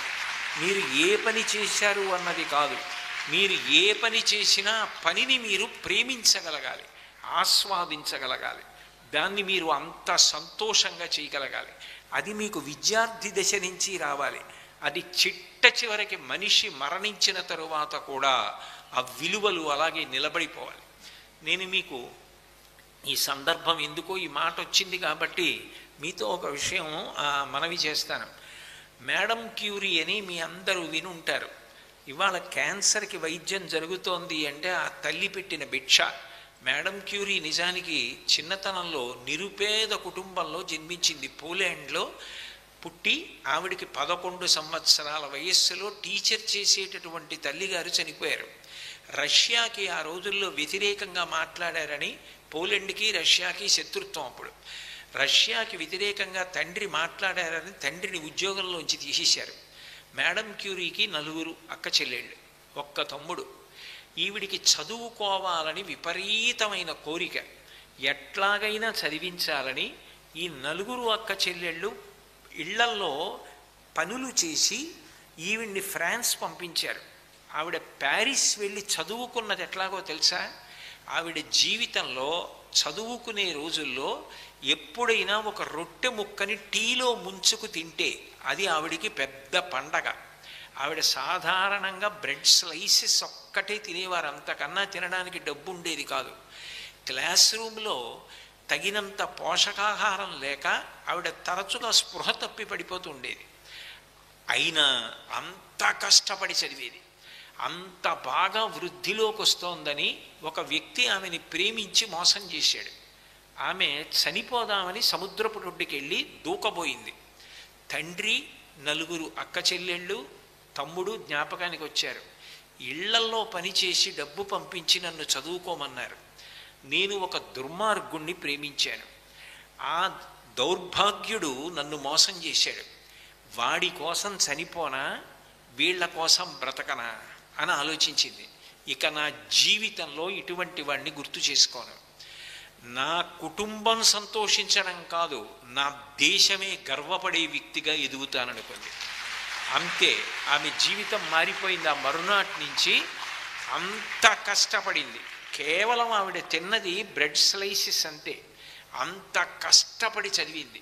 చదివి ఆ రోజుల్లో షిప్స్లో పొలోరియం వచ్చేది, అది తీసుకొచ్చి ప్రాసెస్ చేయడానికి ఆవిడకి ల్యాబొరేటరీ సౌకర్యం లేక డబ్బు కట్టడానికి చిన్న పాకలో ఆవిడ ప్రయోగాలు చేస్తే ఒంటికంతటికి స్కిన్ ఎఫెక్ట్ అయి బొబ్బలు వచ్చి పుళ్ళు పడ్డాయి. ఆ రోజుల్లో పైరీ క్యూరీ అని ఆవిడ ఒక వ్యక్తిని చాలా ఇష్టపడి, ఆయన సైకిల్ తొక్కుతుంటే ఈవిడ సైకిల్ క్యారేజీ మీద కూర్చుని పుస్తకాలు చదివి వినిపిస్తుండేది. అలా ఇద్దరూ కలిసి ఫిజిక్స్ చదువుకున్నారు. వీళ్ళిద్దరి నిబద్ధత చూసి ప్రొఫెసర్ బెక్వెరెల్ అని ఆయన వీళ్ళకి పాఠం చెప్తే, క్యాన్సర్లో ట్రీట్ చేయడానికి వీలుగా ఈ పొలోరియంని ఎలా శుద్ధి చెయ్యవచ్చు అన్న దాని మీద ఆవిడ సిద్ధాంత వ్యాసం చేసి కనిపెట్టింది. దానివల్ల ఇప్పటికీ కూడా క్యాన్సర్ ట్రీట్మెంట్ అవుతోంది రేడియేషన్ ద్వారా. ఆ రోజుల్లో ఆవిడని పేటెంట్ తీసుకోమన్నారు. మోక్షగుండం విశ్వేశ్వరయ్య గారు ఎలా తీసుకోలేదో ఆవిడ కూడా, ఇది నేను భగవంతుడిచ్చిన మేధస్సుతో కనిపెట్టాను, ఇది భగవంతుడిచ్చాడు ప్రజలకి, ఇది నేను ఈ పొలోరియంని వీటిని నేను కనిపెట్టలేదు, ప్రకృతిలో వచ్చాయి, ఇవి ప్రపంచ ప్రజలకి పనికి రావాలని ఆవిడ దాని మీద పేటెంట్ తీసుకోలేదు. ఆవిడ పేటెంట్ తీసుకుని ఉంటే ఇప్పటికీ అంటే బిల్ గేట్స్ వారసులు ఎన్ని కోట్ల ఐశ్వర్యంతో ఉన్నారో నిజానికి అంతకన్నా ఎక్కువ ఐశ్వర్యం మేడం క్యూరీ పిల్లలకి చెందాలి, ఆవిడ వంశస్థులకి చెందాలి. కానీ ఇదంతా కూడా నేను ప్రజల పరం చేసేస్తున్నాను, నాకు ఒక్క రూపాయి అక్కర్లేదని ఆవిడ వదిలిపెట్టేశారు. అంత కష్టపడి ఆవిడ చదివితే ఆవిడికి ఫిజిక్స్లో నోబెల్ ప్రైజ్ వచ్చింది. నోబెల్ ప్రైజ్ ఆవిడికి, ఆవిడ భర్త పైరీ క్యూరీకి, అట్లాగే మళ్ళీ ఆవిడికి పాఠం చెప్పినటువంటి ఆ గైడ్ చేసినటువంటి ప్రొఫెసర్ బెక్వెరెల్కి, ముగ్గురికి కలిపి నోబెల్ ప్రైజ్ ఇచ్చారు. నోబెల్ ప్రైజ్ ఇచ్చాక ఆవిడ జీవితం తిరిగిపోయింది. కావలసినంత ఐశ్వర్యం. ఆవిడ ఎంతో ఇష్టపడి పెళ్లి చేసుకుంది ఆ పైరీ క్యూరీని. దురదృష్టం అంటే ఎలా ఉంటుందంటే, కేవలం 38 సంవత్సరాల వయస్సులో పైరీ క్యూరీ రోడ్డు దాటుతుంటే, ఆ రోజులో గుర్రబళ్ళు టాంగాస్ అని ఉండేవి, అది వచ్చి గుద్దింది. ఆయన అక్కడికక్కడే మరణించాడు. ఆవిడ మళ్ళీ జీవితంలో కూలిపోయింది. కానీ నేను ఇలా కూలిపోకూడదు, మళ్ళీ నేను రెట్టించిన ఉత్సాహంతో పని చెయ్యాలనుకుంది. ఎలా భర్తని మర్చిపోవడం అని ఆలోచించి 29 సంవత్సరాలు, 39వ ఏట పోతే 28 సంవత్సరాలు ఆవిడ ప్రతిరోజు తన భర్తకి ఉత్తరం రాసేది. ఆయన బ్రతికున్నాడని తనని తాను నమ్మించుకుంది. అడ్రస్ తన ఇంటికి. ప్రతిరోజు ఉత్తరం రాసేది. ఇవాళ నేను ల్యాబ్కి వెళ్ళాను, ఇంత కష్టపడ్డాను, ఇంత చదివాను, ఈ విషయాలు అన్నీ వ్రాసి ఉత్తరం తన అడ్రస్కే పోస్ట్ చేసి పడుకునేది. మర్నాడు ఆ ఉత్తరం తనకే వచ్చేది. ఆ ఉత్తరాలన్నీ బైండ్ చేసి పెట్టించుకుంది. 28 ఏళ్ళు ఒక్కరోజు మానకుండా భర్తకు ఉత్తరాలు రాసింది. ఆ రోజుల్లో ఫ్రెంచ్ గవర్నమెంట్ ఆవిడ్ని కెమిస్ట్రీ ఇన్స్టిట్యూట్కి హెడ్ చేసింది. మగవాళ్ళందరూ యాజిటేషన్ చేశారు. ఆడది ఫిజిక్స్లో వస్తే వచ్చింది కానీ కెమిస్ట్రీలో ఎలా వర్క్ చేస్తుంది చేయలేదు, ఆడది చేయడానికి వీల్లేదని. ఆవిడ నేను వర్క్ చేసి నిరూపిస్తానని చెప్పి కష్టపడి మళ్ళీ కెమిస్ట్రీలో 7 సంవత్సరాలు రాత్రింబవళ్ళు పనిచేసి తన కూతురుతోటి అల్లుడితోటి తాను కలిపి మళ్ళీ ఆవిడ నోబెల్ ప్రైజ్ పొందింది. ఒక స్త్రీ ఫిజిక్స్లోనూ కెమిస్ట్రీలోనూ కూడా నోబెల్ ప్రైజ్ పొందడం, 6 ఆవిడ వల్ల నోబెల్ ప్రైజ్ పొందారు. ఆవిడ భర్త పైరీ క్యూరీ, ప్రొఫెసర్ బెక్వెరెల్, ఆవిడ కూతురు, ఆవిడ అల్లుడు, ఆవిడ 6 నోబెల్ ప్రైజులు రావడానికి ఆవిడ కారణమైంది. అంత కష్టపడిన వ్యక్తి చిట్ట చివరి స్థితిలో కూడా ప్రజల కొరకు బ్రతుకుతానని పిల్లలు వృద్ధిలోకి వచ్చేశాక ఒళ్ళు బొబ్బలెక్కి రక్తం ఓడుతున్నా సరే ప్రయోగాలు చేసి చిట్ట చివర మరణించింది. మరణించే ముందు ఆవిడ తుట్టతుద కోరుకున్న కోరిక ఏమిటో తెలుసా? ఆవిడ డబ్బు కోరుకోలేదు, ఆవిడ అధికారం కోరుకోలేదు. ఆవిడ చదువుని ఆవిడంత ప్రేమించింది, ఆవిడ ల్యాబొరేటరీని ఆవిడంత ప్రేమించింది, 10 మందికి పనికి రావడాన్నంత ప్రేమించింది. అంత కష్టపడిన వ్యక్తి చిట్ట చివర చనిపోయే ముందు అడిగిన ఒకే ఒక్క కోరిక, ఎక్కడో పోలెండ్లో పుట్టాను, ఆ దేశంలో పెరిగాను, నేను ఆ దేశానికి చెందిన దాన్ని, ఇక్కడికి వచ్చి స్థిరపడిపోయాను, నా తల్లి ఒడి ఎంతో నా మాతృభూమి మట్టి అంతా, నేను చనిపోయినప్పుడు నా శవాన్ని భూస్థాపితం చేసినప్పుడు పోలెండ్ మట్టి నా శవం మీద చల్లి కప్పేసి నన్ను సమాధి చేయమని అడిగింది. ఆమె తోబుట్టువులు పోలెండ్ నుంచి మట్టి తీసుకొచ్చి ఆమె సమాధి మీద పోసి ఆమె శవాన్ని భూస్థాపితం చేశారు. అంత దేశభక్తురాలుగా వెళ్ళిపోయింది. నేను మీ అందరికీ చెప్పేది ఒక్కటే, నేను చెప్పినా వేరొకరు చెప్పినా ఎన్ని రోజులు మీ పక్కన కూర్చుని మీకు విలువలతో కూడిన విద్యని పొందండి, మీరు ఉత్తమ పౌరులుగా తయారు కండి అని చెప్పడం సాధ్యం అవుతుంది. ఒక్క పుస్తకం మీ దగ్గర ఉందనుకోండి, ఒక్క మంచి పుస్తకం మీ దగ్గర ఉందనుకోండి, ఆ పుస్తకాన్ని మీరు ప్రతిరోజు చదువుకోవడం అలవాటు చేసుకున్నారనుకోండి, మహాత్ముల జీవితాలంటే ఇట్లా ఉంటాయా, ఇంత కష్టపడతారా, ఇంత ప్రేమిస్తారా కష్టపడ్డాన్ని, ఇంత బాగా వృద్ధిలోకి వస్తారా అని మీకు ఆస్వాదించడం అలవాటైందనుకోండి, మీ జీవితంలో విలువలు తమంత తాముగానే మీరు ప్రత్యేకమైన ప్రయత్నం చెయ్యవలసిన అవసరం లేకుండా మీకు వచ్చేస్తాయి. మనిషి చిన్నతనంలో కష్టపడి వృద్ధిలోకి వచ్చిన తరువాత తను చదువుకున్న చదువు వలన తాను ఏ శక్తిని పొందాడో, తాను ఏ పెద్ద ఉద్యోగంలోకి వెళ్ళాడో, రేపు మీరు డాక్టర్ అవ్వండి, మోక్షగుండం విశ్వేశ్వరయ్య గారిలా ఇంజనీర్ అవ్వండి, ఒక టీచర్ అవ్వండి, మీరు ఏది అయినా మీకంటూ ఒక స్థానం మీకు ఉండాలి. మీరు అంత నిబద్ధతతో మీరు చెయ్యవలసిన పనిని మీరు చేసి సమాజంలో వీధి దీపం ఎలా వెలుగుతూ ఉంటుందో అలా దీపస్తంభంలా నిలబడగలిగిన స్థితికి వెళ్ళాలి. మనిషి శాశ్వతంగా ఉండడు. మనిషి వెళ్ళిపోయినా మనిషి కీర్తి ఈ లోకంలో నిలబడిపోతుంది. అలా కీర్తి నిలబడిపోయేటట్టుగా ఉండడం అన్నది 10 మందికి మనం ఉపయోగపడాలన్న తహతహ మీకు చిన్నతనం నుంచి అలవాటు కావాలి. మీరు ఇప్పుడు ఎవరికి ఏమీ చెయ్యక్కర్లేదు, కానీ రేపు నేను పెద్దవాణ్ణి అయిన తర్వాత, నేను పెద్దదాన్ని అయిన తర్వాత నేను 10 మందికి ఆసరా కావాలి అన్న ఆలోచన మీకు ఉండాలి. అబ్దుల్ కలాం గారిని ఒకప్పుడు విలేకరుల సమావేశంలో ఒక ప్రశ్న వేశారు. మీ జీవితంలో మీరు సార్థకత పొందాను అన్న రోజు ఒక సన్నివేశం చెప్పండి అన్నారు. సాధారణంగా అక్కడ మిగిలిన ఉన్నటువంటి వాళ్ళందరూ అనుకున్నారు, నేను రాష్ట్రపతిగా ప్రమాణ స్వీకారం చేసిన రోజున అని చెప్తారు, లేకపోతే నేను ఉపగ్రహ ప్రయోగంలో సఫలీకృతుడనైన రోజున అని చెప్తారు అని అనుకున్నారు. కలాం గారు ఒక్క నిమిషం ఆలోచించలేదు. ఉండండి చెప్తాను అని ఆయన ఏమీ చిక్కిటి చేయి చీర్చి ఆలోచించలేదు. ప్యాట్ కేమ్ ద రిప్లై అంటారే, అలా వెంటనే ఆయన ఒక విషయం చెప్పారు. ఒకప్పుడు నేను ఒక ప్రత్యేకమైన పని మీద నిజామ్స్ హాస్పిటల్కి వెళ్ళాను హైదరాబాద్లో. ఆ హైదరాబాద్ హాస్పిటల్కి వెళ్ళినప్పుడు నన్ను చూసి కలాం గారు వచ్చారని వాళ్ళు సంతోషంగా తీసుకెళ్ళి పుట్టుకతోనే పోలియో వ్యాధి వచ్చి తోటకూర కాలలా వేలాడి పడిపోతూ శక్తిహీనమైపోయినటువంటి కాలితో ఉన్న కొంతమంది పిల్లల్ని చూపించారు. వాళ్ళకి క్యాలిపర్స్ ఇచ్చారు. క్యాలిపర్స్ అంటే వాళ్ళ కాలుకి తొడుగుతారు. అది వాళ్ళకి కొంచెం బలంగా కాలు నిలబడడానికి కారణమవుతుంది. కానీ ఆ పిల్లలు నడిచేటప్పుడు కళ్ళంబట నీళ్లు పెట్టుకొని అంత బరువైన క్యాలిపర్స్ని శక్తి లేని తోటకూర కాడలా వేలాడిపోతున్న కాలుతో ఎత్తి వెయ్యలేక అది నలుగుతుంటే నిప్పిడుతుంటే బాధపడుతుండగా నేను చూశాను. చూసి పిల్లలు ఇంత బాధపడుతున్నారు, ఈ క్యాలిపర్స్ ఇంకొంచెం తేలికగా చెయ్యొచ్చా అని నన్ను డాక్టర్స్ అడిగారు. నేను వాళ్ళ బాధ చూసి ఇంటికి వెళ్ళలేదు, తిన్నగా శ్రీహరికోట వెళ్ళాను. శ్రీహరికోట వెళ్ళి రాకెట్లో వాడేటటువంటి ఒక ప్రత్యేకమైన పదార్థం ఉంది, అది చాలా తేలికగా ఉంటుంది. అటువంటి పదార్థంతో ఒక క్యాలిపర్స్ తయారు చేశాను. చేసి అది పట్టుకుని మళ్ళీ హైదరాబాద్ వెళ్ళి ఆ పోలియో వ్యాధితో బాధపడుతున్న పిల్లవాడికి అది తొడిగితే అది కేవలం 300 గ్రాముల బరువు.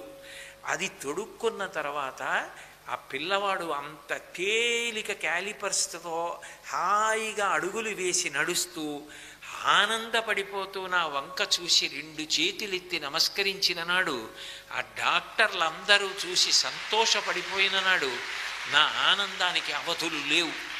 నేను అంత సంతోషించాను. నా జీవితంలో ఆ పిల్లలకి ఉపయోగపడిన రోజుందే, అది నేను మరిచిపోనని చెప్పారు. ఆశ్చర్యకరమైన విషయం ఏమిటంటే, మిమ్మల్ని కదిపిన సన్నివేశం ఏమిటని అడిగారు. అది పిల్లలకి సంబంధించింది చెప్పారు కలాం గారు. ఆయన ఒకప్పుడు mentally and physically challenged children తాలూకా 100 మీటర్స్ డాష్ చూడడానికి వెళ్ళారు. క్రీడోత్సవాలు జరుగుతున్నాయి. మానసికంగా శారీరకంగా వైక్లభ్యం పొందినటువంటి పిల్లలు, చిన్నపిల్లలు ఒక 9 పిల్లల్ని నిలబెట్టి ఒక గీత గీసి ముగ్గు మీద నిలబెట్టి రైఫిల్ కార్చారు. వాళ్ళు 100 మీటర్లు పరిగెత్తాలి. ఈ పిల్లలు పాపం శారీరకంగా డిజేబుల్డ్, అంత శక్తి ఉన్న వాళ్ళు కారు. వాళ్ళు పరిగెత్తడం అంటే మిగిలిన వాళ్ళలా పరిగెత్తలేరు. ఆ వెడుతున్నప్పుడు అందులో ఒక పిల్లవాడు పరిగెత్తలేక కింద పడిపోయాడు. కింద పడిపోయి ఏడుస్తున్నాడు. ఇంకొక పిల్ల చూసింది. ఆ ముందుకెడుతున్న పిల్ల వెనక్కి వచ్చేసింది. వెనక్కి వచ్చేసి I'm here with you, don't cry అని ఆ పిల్లాన్ని ముద్దు పెట్టుకుని 2 చేతులతో పైకి లేపింది. ఇది చూసి మిగిలిన 7 పిల్లలు వెనక్కి వచ్చేసారు. We're all one, we don't want first prize individually, we all win first prize as a team అని చెప్పి అప్పటికప్పుడు వాళ్ళందరూ చేతులు పట్టుకొని తొమ్మండుగురు కలిసి అవతల లైన్ దగ్గరికి వెళ్ళి we all one, we did not win individually అన్నారు. ఆ సన్నివేశం చూసి నేను కళ్ళజోడు తీసి కళ్ళు తుడుచుకున్నాను. ఆ సమైక్యతాభావం పిల్లలకి కావాలి. మీరు చదువుకునేటప్పుడు, వృద్ధిలోకి వచ్చేటప్పుడు పక్కవాణ్ణి ప్రేమించడం, 10 మంది కోసం బ్రతకడం నేర్చుకోండి అని చెప్పారు. అటువంటి పుస్తకాలు చదవండి. పాత్వేస్ టు సక్సెస్ అని ఎంత గొప్ప పుస్తకం రాశారో కలాం గారు. ఆయన వ్రాసిన ఇండామిటబుల్ స్పిరిట్, ఇందాక నేను చెప్పిన సన్నివేశం ఇండామిటబుల్ స్పిరిట్లోంచే చెప్పాను. అట్లాంటి ఇండామిటబుల్ స్పిరిట్, మోక్షగుండం విశ్వేశ్వరయ్య గారి జీవిత చరిత్ర, అటువంటి పుస్తకాలు, ఆటోబయోగ్రఫీసు చక్కగా ఏడాదికి నేను ఒక్కటైనా చదువుతాను అని చదవడం నేర్చుకోండి. వేసంగి సెలవుల్లో మంచి మంచి విషయాలు చెప్పేటటువంటి తరగతులు ఎక్కడుంటాయో అక్కడికి వెళ్ళి విలువల గురించి నేర్చుకోండి.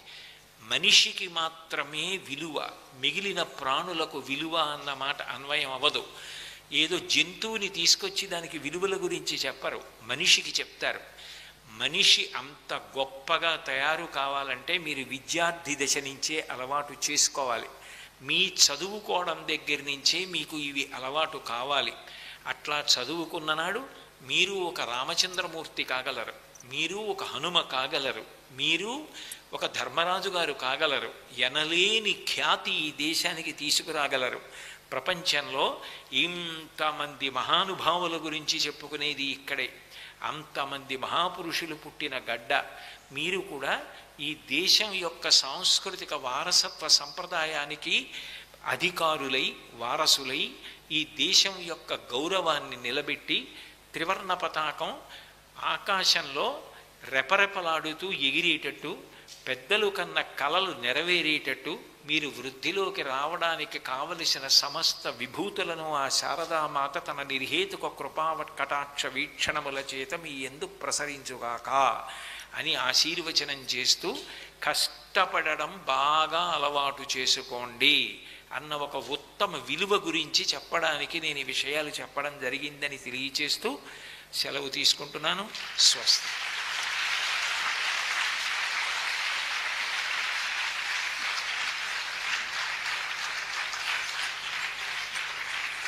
హలో, ధన్యవాదాలు గురువుగారు. ఏపీ ప్రభుత్వ సలహాదారులు పుంభావ సరస్వతి బ్రహ్మశ్రీ శ్రీ చాగంటి కోటేశ్వరరావు గారు చిన్నారులో మూర్తిమత్వాన్ని పెంపొందించి, ప్రేరణ కలిగించి, జిజ్ఞాసను, విలువలను పెంపొందించే విధంగా ఇచ్చిన సందేశానికి శతదా కృతజ్ఞతలు తెలియజేసుకుంటూ ఉన్నాం. మరి విన్నారు కదా, గురువుగారు చెప్పినంత జాగ్రత్తగా విన్నారు కదా, ఎటువంటి మహానుభావుల గురించి చెప్పారు. భారతరత్న శ్రీ మోక్షగుండం విశ్వేశ్వరయ్య గారు, మేడం క్యూరీ గారు, the master of missile technology Bharat Ratna APJ Abdul Kalam గారు, వారి రచించినటువంటి పుస్తకాల గురించి ఎన్ని అద్భుతమైనటువంటి విషయాలను తెలియజేశారు కదా. అందుకే గురువు గారు చివరిగా ఒక మాట చెప్పారు, పుస్తకాలు చదవండి. మన పాఠశాలల్లో లైబ్రరీ ఉంది, చాలా బుక్స్ ఉంటాయి. పుస్తకం అంటుందట, తలదించి నన్ను చూడు, జీవితం అంతా నిన్ను తలెత్తుకునేలా చేస్తాను అని అనేసి. కాబట్టి లైబ్రరీలో ఉండేటువంటి బుక్స్ను ఉపయోగించుకోండి. లీజర్ పీరియడ్స్లో కూర్చొని చదవండి. సదదా కృతజ్ఞతలు గురువు గారు. మరొక్కసారి చిన్నారులతో థ్యాంక్ యూ. ఇప్పుడు చాలామంది పిల్లలు వచ్చారు కదా, అందరూ గురువు గారితో మాట్లాడాలని అనుకుంటాం. ఇక్కడ కూర్చున్న వాళ్ళందరం పెద్దవాళ్ళం కూడా అబ్బా వెళ్ళి గురువు గారితో ఫోటోలు దిగాలి, గురువు గారితో మాట్లాడాలి అనుకుంటాం. కానీ ఇంతమంది కనంటే సమయం చాలదు కదా. సమయాభావం వల్ల కొంతమందిని మాత్రము మాట్లాడడానికి మన డిపార్ట్మెంట్ అనుమతి ఇచ్చింది. వారిని ఒక్కొక్కరుగా పిలుస్తాను.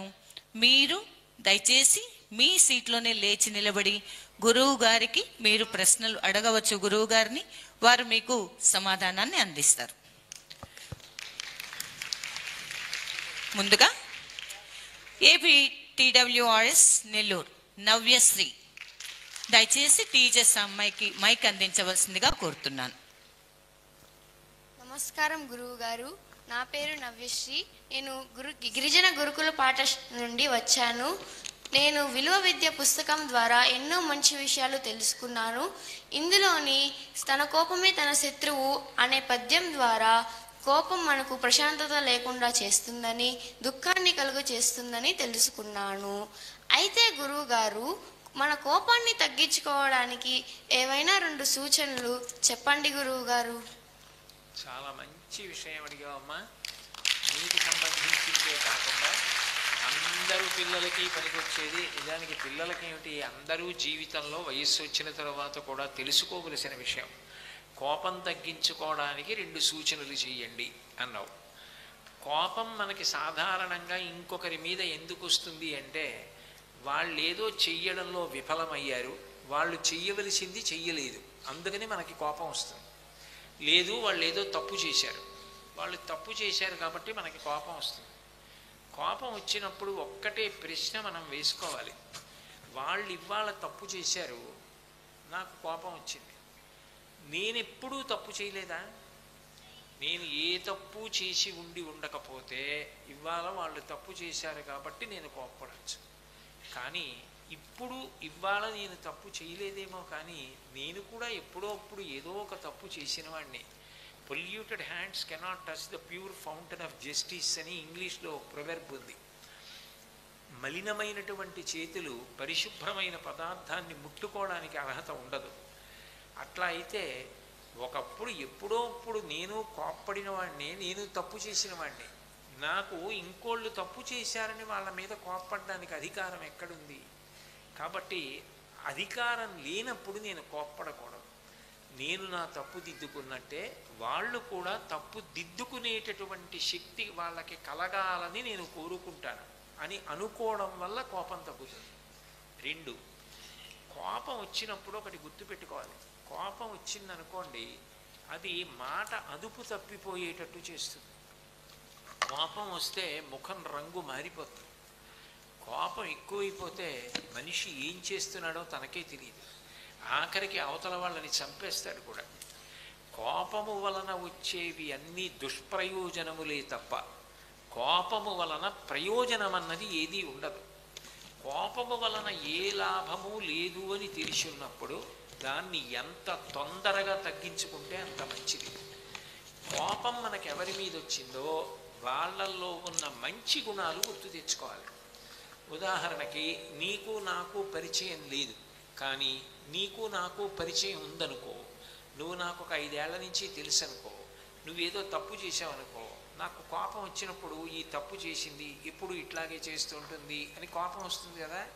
వచ్చినప్పుడు నేను నీలో మంచి గుణాలు స్మరించాననుకో, లేదు చాలా మంచి పిల్ల, చక్కగా తెల్లవారుజామున లేస్తుంది, చదువుకుంటుంది, ఎప్పుడు శుభ్రంగా ఉంటుంది, పెద్దలంటే ఎంతో గౌరవం ఉన్నది అని ఆలోచన చేస్తుంటే, నీలో మంచి గుణములను గురించి ఆలోచన చేస్తుంటే, పెరుగుతున్న అగ్నిహోత్రం మీద నీళ్లు పోస్తే అగ్ని ఎలా చల్లారిపోతుందో, మనకి ఎవరి మీద కోపం వచ్చిందో వాళ్ళల్లో ఉన్న మంచి గుణాల గురించి ఆలోచన చేస్తుంటే కోపం తనంత తాను అవతల వారి మీద తగ్గిపోతుంది. కోపం తగ్గించుకోవాలి అంటే ఈ 2 సూచనలను బాగా పాటించడం అలవాటు చేసుకుంటే కోపాన్ని వశం చేసుకోవచ్చు. కోపము వలన ప్రయోజనము లేదు. కోప్పడ్డం వల్ల మనం జీవితంలో ఏమీ సాధించలేము. ప్రేమ వలన సాధించవచ్చు. నేను ప్రేమతో కూర్చోబెట్టి చెప్తే మారతారు. కోప్పడితే శక్తి ఉంది కాబట్టి కోప్పడితే అవతల వాళ్ళు 5 నిమిషాలు ఊరుకున్నట్టుగా ఊరుకోవచ్చు, కానీ మారతారని నమ్మకం లేదు. కోపం కన్నా ప్రేమతో చెప్పడం గొప్పది. కోప్పడ్డానికి నేనెప్పుడూ తప్పు చేయని వాడిని కాను. అవతల వాళ్ళలో ఉన్న మంచి గుణములను స్మరించడం చేత కోపం తగ్గిపోతుంది. ఇవి జ్ఞాపకం పెట్టుకుంటే తప్పకుండా కోపాన్ని నియంత్రించుకోవచ్చు. ఏమ్మా, అట్లా చెయ్యి. ధన్యవాదాలు గురుగారు.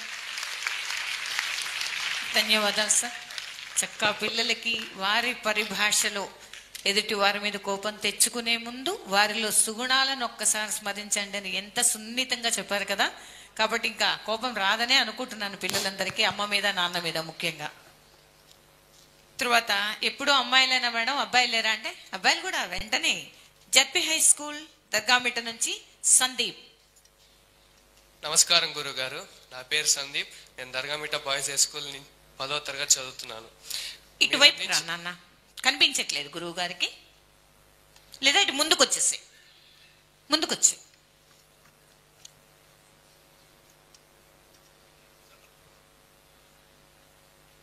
నమస్కారం గురుగారు, నా పేరు సందీప్. నేను దర్గామిట్ట బాయ్స్ హై స్కూల్లో 10వ తరగతి చదువుతున్నారు. మీరు అందించిన విలువల విద్య పుస్తకం ద్వారా మాకెంత నూతన ఉత్తేజం కలుగుతున్నది. అందులో మీరు విద్య అనేది అమూల్యమైన ధనం, గొప్ప గొప్ప విద్యావంతులందరూ ఉన్నత స్థానాలకి ఎదుగుతారు. ఎంత విద్యావంతుడైనా అతడు నైతిక విలువలు, నీతి, సూక్తులు లేకపోతే అతడు ఎంత విద్యావంతుడైన సంస్కారవంతుడు కాలేదని పేర్కొన్నారు. కాబట్టి అంతటి విలువైన విద్యని, సంస్కారాన్ని ఆర్జించే విద్యార్థికి ఉండవలసిన ప్రధాన లక్షణాలను తెలియజేయవలసిందిగా మిమ్మల్ని కోరుతున్నాను. చాలా సంతోషం. ఆ పుస్తకాలు మీకు అంత పనికి రావడం నాకెంతో సంతోషంగా ఉంది. విద్యార్థికి ప్రధానంగా ఉండవలసినటువంటి లక్షణం వినయం. వినయం అత్యంత ప్రధాన లక్షణం. విద్యార్థి యందు వినయము లేకపోతే ఉపాధ్యాయుడు చెప్పని, తల్లి చెప్పని, తండ్రి చెప్పని, మేనమామ చెప్పని, పెద్దలు చెప్పని అది తలకెక్కదు. నీకొక్క ఉదాహరణ చెప్తాను. ఒక స్విచ్ కిందకి వేస్తే లైట్ వెలుగుతుంది. ధనస్సు వంగితే బాణం వెళ్ళి అవతల వాడిని కొడుతుంది. భూమి పల్లంగా ఉంటే నీరు వచ్చి చేరుతుంది. కిందకి ఉన్నాను అని భూమి అహంకరించి పైకి దిబ్బ కింద తయారైతే నీరు పైకి ఎక్కదు. స్విచ్ కిందకి వెళ్ళను అంటే లైట్ వెలగదు. ధనస్సు వంగను అంటే బాణం సంధింపబడదు. జీవితంలో ఎవరు వినయంతో ఉంటాడో వాడికే విద్య బాగా వస్తుంది. నిజానికి శిష్యుడు అన్న మాటకు అర్థం ఏమిటంటే వినయము కలిగిన వాడు. మా గురువు గారు వారు ఎంతో చదువుకున్నవారు, నా యందు ప్రేమ ఉన్నవారు. నేను వృద్ధిలోకి రావాలని ఎంతో కష్టపడి నాకు చెప్తారు. కాబట్టి వారి రుణం నేను తీర్చుకోలేను. నేను చెయ్యగలిగినది వారు చెప్పినప్పుడు నేను జాగ్రత్తగా వినాలి. వారు నన్ను ఒక మాట అంటే తప్పేం లేదు. వాళ్ళకి కాకపోతే ఎవరికి ఉంటుంది అధికారం? మాస్టర్ కోప్పడితే తప్పేం లేదు, టీచర్ గారు కోప్పడితే తప్పేం లేదు. ఆవిడ కోప్పడినా తప్పు లేదు. నా తల్లి ఎంతో, తండ్రి ఎంతో, వాళ్ళంతే అన్న వినయంతో నిలబడిన నాడు పెద్దలు చెప్పిన ఏ మాట అయినా చెవిలోంచి లోపలికెడుతుంది. నోట్లోంచి తిన్న సారవంతమైన పదార్థం శరీరాన్ని ఎంత బలంగా తయారు చేస్తుందో, చెవిలోంచి వెళ్ళినటువంటి సంస్కారవంతమైన మాట మనిషిని అంత ప్రయోజకుణ్ణి చేస్తుంది. దానికి ఉండవలసింది ఒక్కటే, ఈ వినడం అనేటటువంటి దానికి అవతల వారి యందు గౌరవం ఉండాలి. గౌరవము ఉండి నేను వారి దగ్గర తెలుసుకోవాలి అన్న వినయం ఉంటే ఆ పిల్లవాడు ఎంత వృద్ధిలోకైనా వస్తాడు. వినయం ప్రధానంగా విద్యార్థికి ఉండాలి. రాముడు అంత గొప్పవాడయ్యాడంటే వినయం కారణం. నువ్వు మహాత్ములైన వారి ఎవరి జీవితాన్ని చూడు, వాళ్ళకి విద్యార్థి దశలో వినయం కనపడుతుంది. ఆ వినయం చాలా అవసరం. ఏమ్మా? ధన్యవాదాలు గురుగారు. ధన్యవాదాలు సార్. ఎంత మృదుమధురంగా చెప్పారు కదా. విద్య వినయేన శోభతే, విద్య వినయం వల్ల శోభాయమానం అవుతుంది అనేటువంటిది ఇంత చక్కగా తెలియజేశారు. ధన్యవాదాలు గురువు గారు. తర్వాత మేఘన, ZP girls high school, Dargamitta.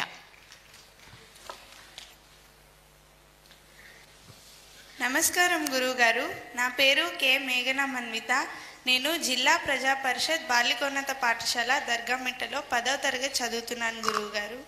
మీరు ఇచ్చిన విలువల విద్యా పుస్తకం నుండి నేను విద్యార్థులు కేవలం చదువే కాకుండా సమాజం పట్ల బాధ్యత కలిగి ఉండాలి, సమాజానికి సేవ చేయాలి, సమాజాన్ని గౌరవించాలి అనే విషయాలు ఈ అమృత ధార నుండి నేను తెలుసుకున్నాను గురువుగారు. అయితే నాకు ఒక సందేహం ఉంది గురువుగారు. మేము సమాజానికి ఎలా సేవ చేయాలి అనే విషయం పట్ల మాకు తెలియజేస్తారా గురువుగారు? మరొక్కసారి అడగమ్మా. మరొక్కసారి తల్లి. మేము చదువే కాకుండా సమాజం పట్ల బాధ్యత కలిగి ఉండాలి, సమాజానికి సేవ చేయాలి, సమాజాన్ని గౌరవించాలి.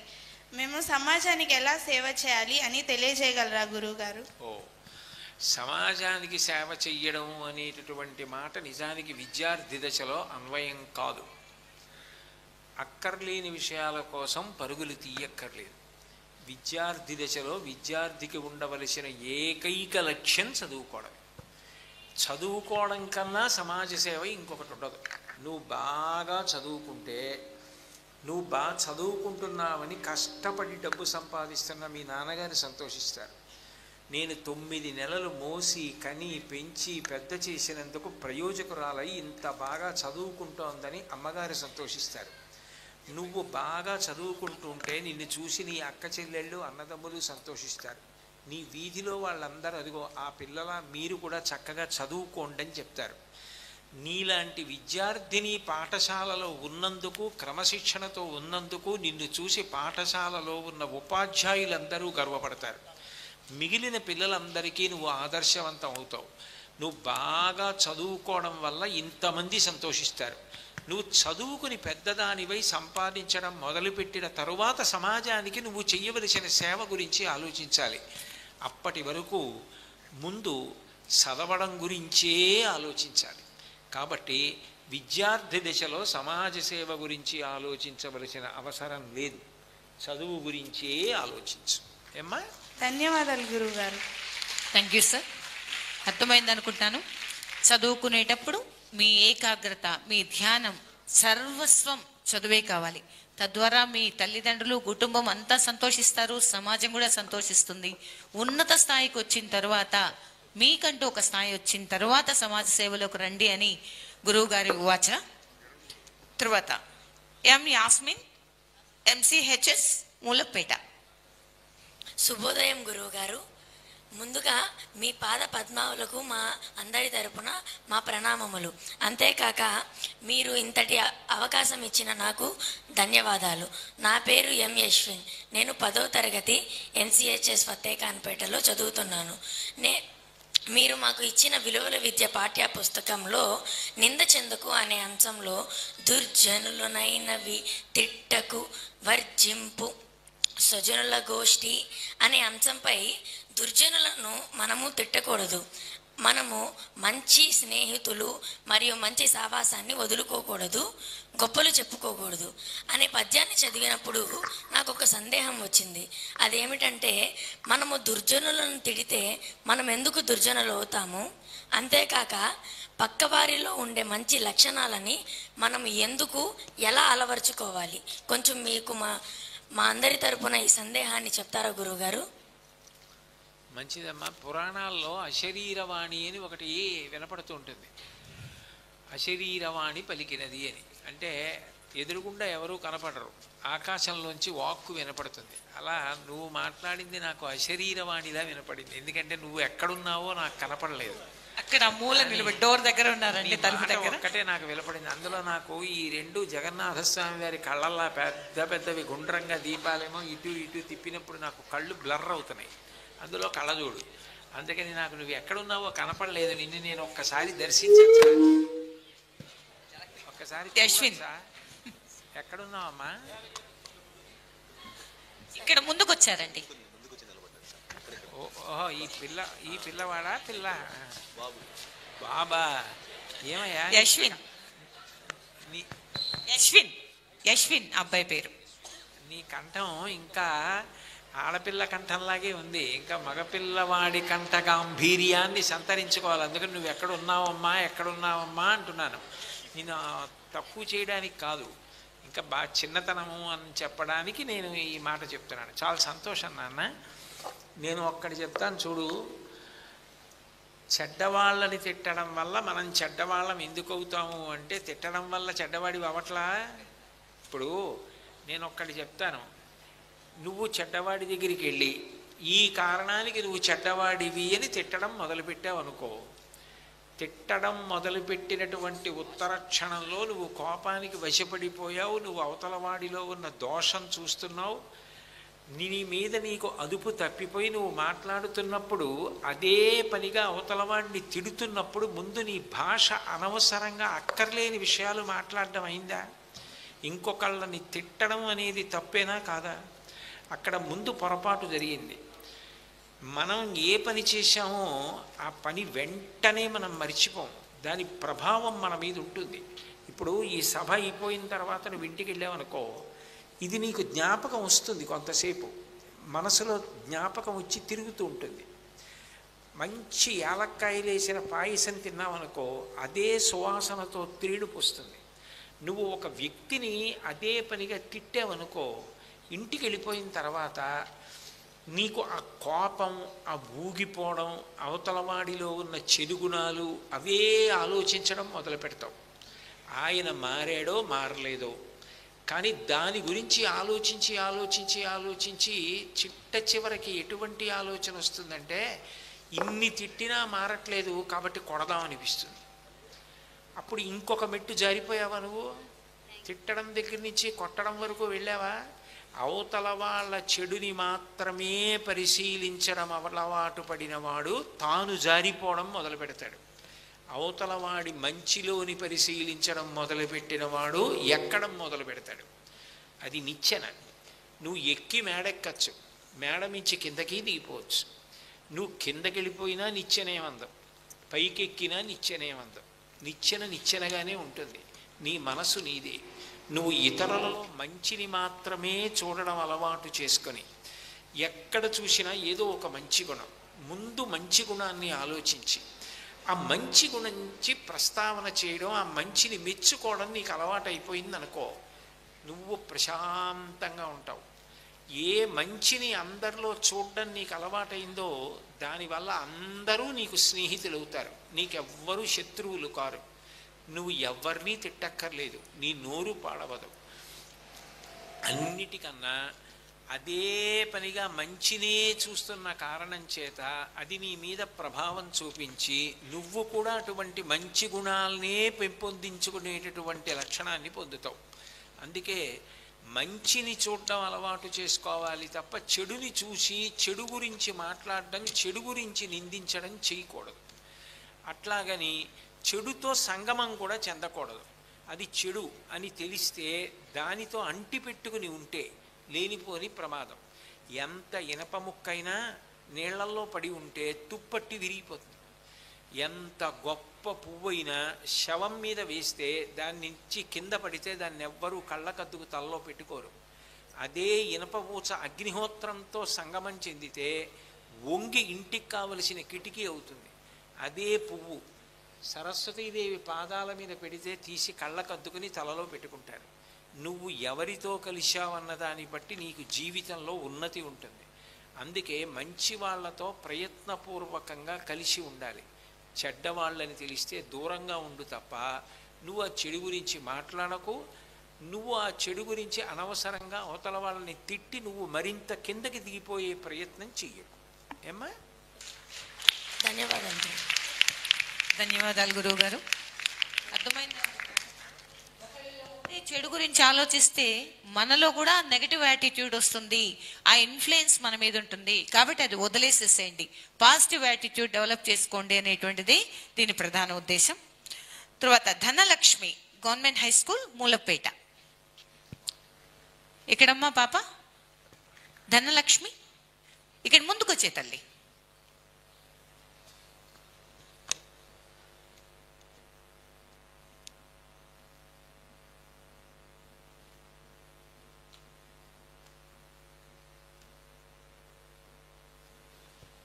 నమస్కారం గురువుగారు. నా పేరు కే ధనలక్ష్మి. నేను ప్రభుత్వ బాలికల ఉన్నత పాఠశాల నుంచి వస్తున్నాను. సైనికులు మన కోసం ఎంతో పోరాడుతున్నారు.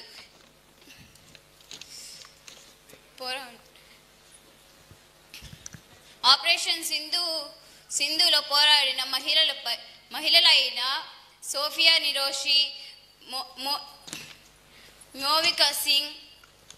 యోవికా సింగ్ పోరాడారు. ఈ విషయాన్ని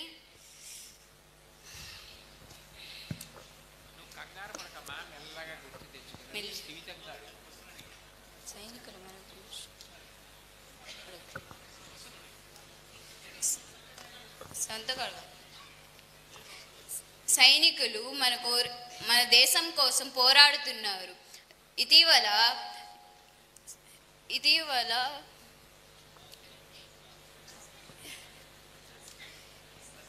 నువ్వు నీ ప్రశ్న ఏంటో అడుగునన్నా. నీ ప్రశ్న ఏంటి చెప్పు. సైనికులకు నువ్వు ఎలా సేవ చేయాలని అనుకుంటున్నావా? సైనికులు మన దేశం కోసం పోరాడుతున్నారు. ఇటీవల ఆపరేషన్ సింధూర్లో మహిళలైన సోఫియా సింగ్, మౌనిక్ ఖురేషి పాల్గొన్న విషయం మనం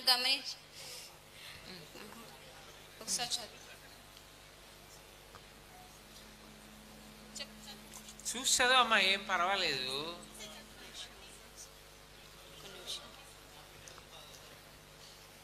సైనికులు మన దేశం కోసం పోరాడుతున్నారు.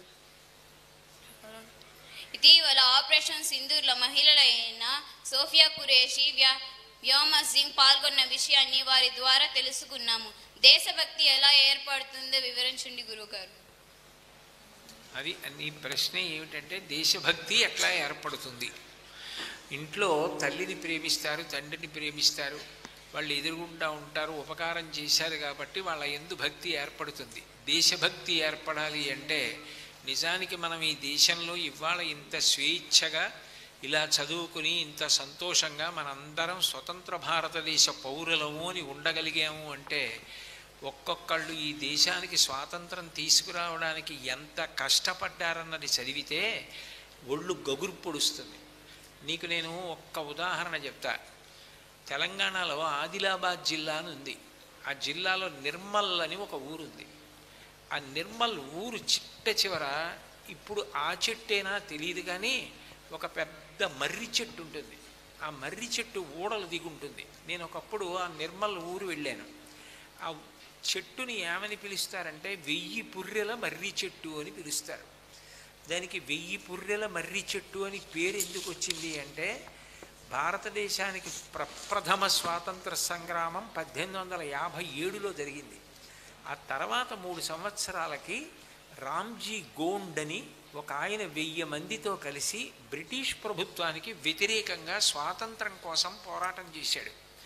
అందరినీ భయపెట్టడం కోసం ఆ రోజుల్లో ఆ మన్యంలో ఉన్నటువంటి వాళ్ళందరినీ వచ్చి నిలబడమని అందరూ చూస్తుండగా మర్రి చెట్టుకి 1000 ఉరితాళ్ళు వేసి ఈ 1000 మందిని ఒక్కసారి ఉరి తీసేశారు మర్రి చెట్టుకి. నువ్వు ఇప్పటికీ బహుశా నేను చెప్పింది నిజమా అబద్ధమా అనుకుంటే కాసేపు ఆగి నువ్వు సెల్ ఫోన్లో సెర్చ్ చేయడం అలవాటు చేసుకోకు. మీ టీచర్ గారిని ఎవరినైనా 1000 పుర్రెల మర్రి చెట్టు అని గూగుల్లో కొట్టమను, ఆ చెట్టు కూడా కనపడుతుంది. అది ఆ చెట్టు ఇప్పటికీ కనపడుతుంది. ఒక్కొక్కళ్ళు దేశం కోసం ఎంత కష్టపడి 1000 మందిని ఒక్కసారి ఉరి తీసేస్తే ఆ అస్థిపంజరాలు వేలాడి పుర్రెలు కింద పడిపోయి 1000 పుర్రెలు పడ్డాయి కాబట్టి దానికి 1000 పుర్రెల మర్రి అని పేరు. అంటే ఎంత కష్టపడ్డారో ఈ దేశం కోసం చూడు. ఇప్పటికీ విశాఖపట్నంలో లా యూనివర్సిటీ ఉంది, దామోదరం సంజీవయ్య లా యూనివర్సిటీ. అందులో ఎస్ సూర్యప్రకాష్ గారని ఒక ప్రొఫెసర్ గారు ఒక పుస్తకం రాశారు. నీకు అవకాశం ఉంటే మీ స్కూల్ వాళ్ళతో మాట్లాడి ఆ పుస్తకం తెప్పించుకో. అందులో ఫొటోస్ ఒక్కటి నువ్వు చూసావంటే గుండె పిండేసినట్టు అయిపోతుంది. ఆ రోజుల్లో చిన్న పిల్లాడు 6 ఏళ్ల పిల్లాడిని కూడా ఎంత దారుణంగా బ్రిటిష్ వాళ్ళు చంపేశారో కేవలం నది దాటించను అన్నందుకు కాను బ్రాహ్మణి అని ఒక నదిని దాటించలేదు అని చెప్పి బ్రిటిష్ వాళ్ళు 6 ఏళ్ల పిల్లాడిని చంపేశారు. స్వాతంత్ర సంగ్రామంలో ఎంత కష్టపడ్డారో అందులో అండమాన్ సెల్యులార్ జైల్ అని ఫొటోస్ ఉంటాయి ఆ పుస్తకంలో. ఆయన ఆ పుస్తకంలో వ్రాసిన కొన్ని మాటలు చదువుతుంటే ఎంత బాధ కలుగుతుందో. ఆయన అందులో this is an attempt to remember the unsung and unknown martyrs who laid their lives for the freedom of India అని పెట్టారు. అంటే భారతదేశ స్వాతంత్ర సంగ్రామంలో ఈ దేశ స్వాతంత్రం కోసం తమ ప్రాణాలు పణంగా పెట్టిన వీరుల జీవితాలు అని పుస్తకం కంపైల్ చేశారు. అందులో సెల్యులార్ జైల్ ఫొటోస్ ఉంటాయి. గాఢ నిశ్శబ్దం.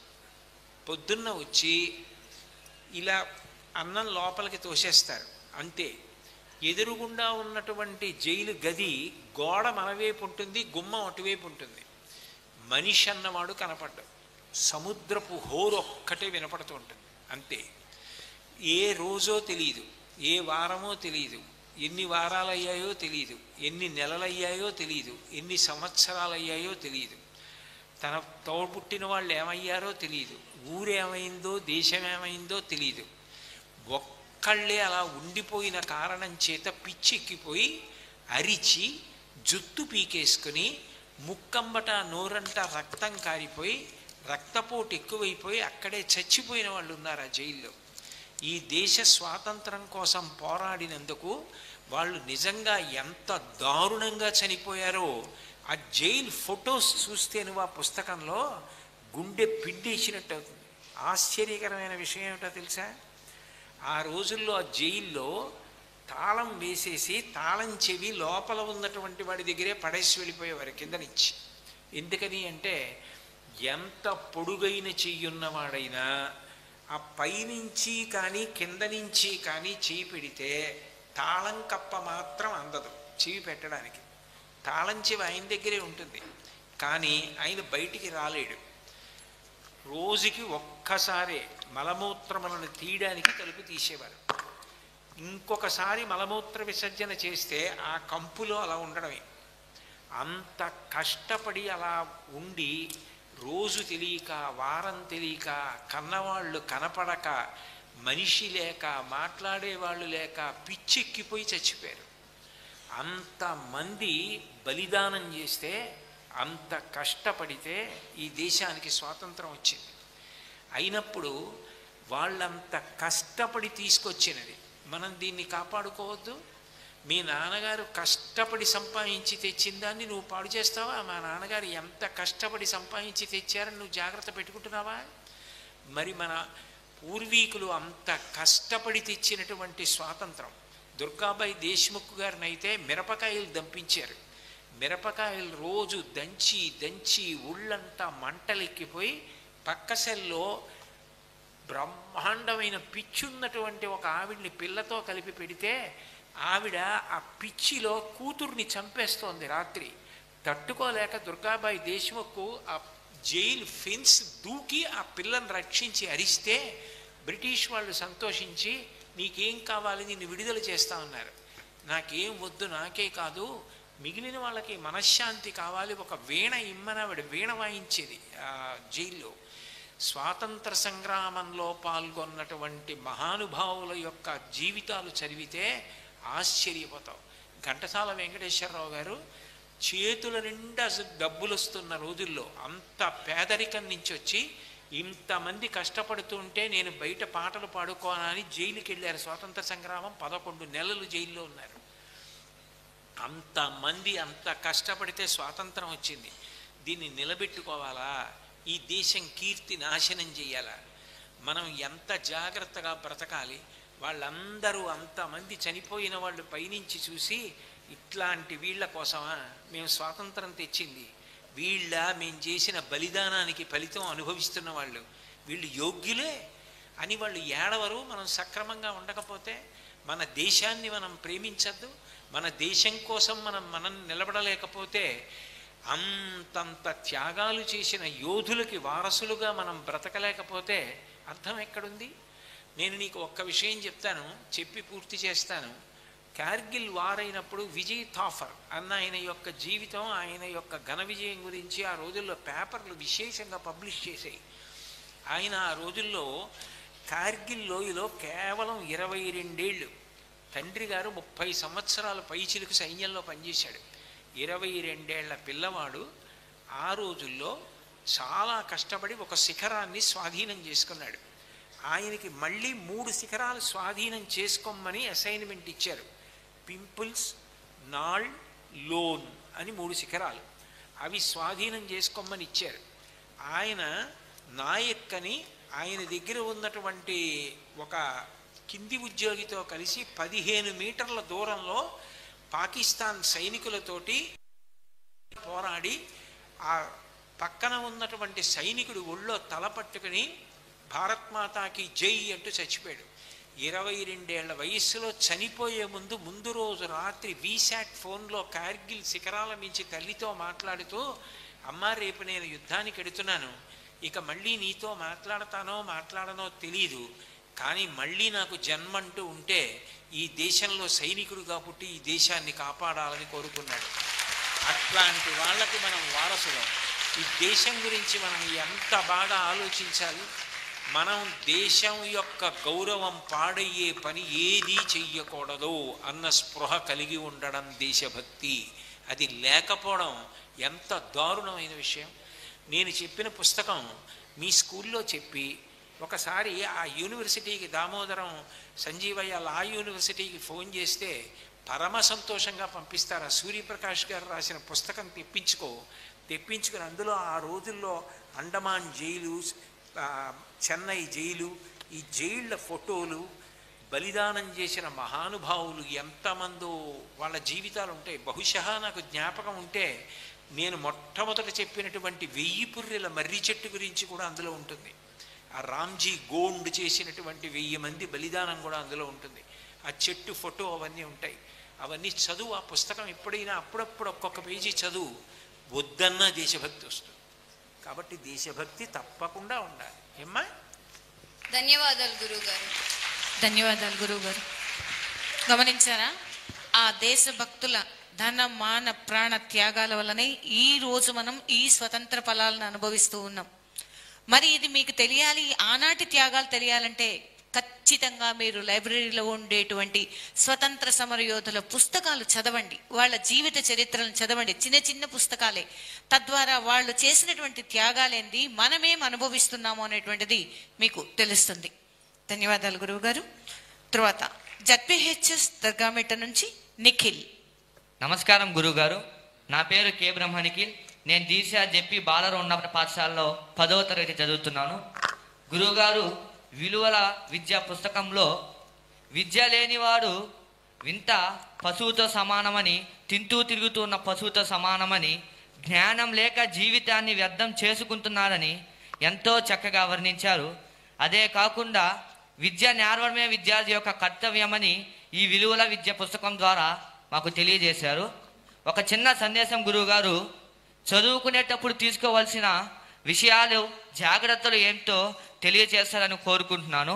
అలాగే ఎంత ఏకాగ్రతతో చదవాలనుకున్నప్పటికీ ఏదో ఒక విధంగా ఆ ఏకాగ్రత భంగం కలుగుతుంది. భంగం కలగకుండా మా ఏకాగ్రతతో చదివే విధంగా విషయాలు తెలియజేస్తారని కోరుకుంటున్నాను. నీ కంఠం చాలా బాగుంది. ఆ కొంగర జగ్గయ్య గారి కంఠంలో ఉంది. ఇంకా పెద్దవాడి అయిన తర్వాత ఇంకెంత బాగుంటుందో ఆ కంఠం. సరే, నువ్వు అడిగింది బాగుంది, కానీ నువ్వు పిల్లవాడివి కాబట్టి ప్రేమతో ఒక విషయం చెప్తాను. సందేశము, సందేహము, ఈ రెండింటికి తేడా ఏమిటంటే, సందేశం అంటే నువ్వు నాకు చెప్పడం, సందేహం అంటే నీ అనుమానం అడగడం. నువ్వు నాకు సందేశం ఇస్తే నేను ఇంక చెప్పడానికి ఏముండదు. సందేహం అడిగితే చెప్పవలసి ఉంటుంది. ఏనామా? ఇప్పుడు నీ సందేహం ఏమిటి అంటే, పిల్లలు చదువుకునేటప్పుడు ఏకాగ్రత ఎలా నిలబెట్టుకోవాలి, అది ప్రధానమైన విషయం. నీకు నేను ఒక్క విషయం చెప్తాను, చాలా తేలిగ్గా దీనికి జవాబు నువ్వు పట్టుకుంటావు. నేను ఒక గిన్నెలో నీళ్లు పోసి ఆ గిన్నెలో నీళ్లు కదలకుండా ఉన్నప్పుడు దాని అడుగున ఒక రంగురంగులుగా ఉన్నటువంటి ఒక నాణెం లాంటి దాన్ని వేశాను అనుకో. నిన్ను నేను చూడమన్నాను అనుకో, నువ్వు చూస్తావు, నీకు కనపడుతుంది. అందులో ఎన్ని రంగులు ఉన్నాయి అని అడిగాను అనుకో, నువ్వు చూసి ఆకుపచ్చ, పసుపు, ఎరుపు 3 రంగులు ఉన్నాయండి అని చెప్తావు. ఎంత గుండ్రంగా ఉంది అన్నాను అనుకో, ఇంత గుండ్రంగా ఉంది అంటావు. నేను ఆ గిన్నెని గిన్నె కదిపితే ఏమవుతుంది? నీళ్లు కదులుతాయి.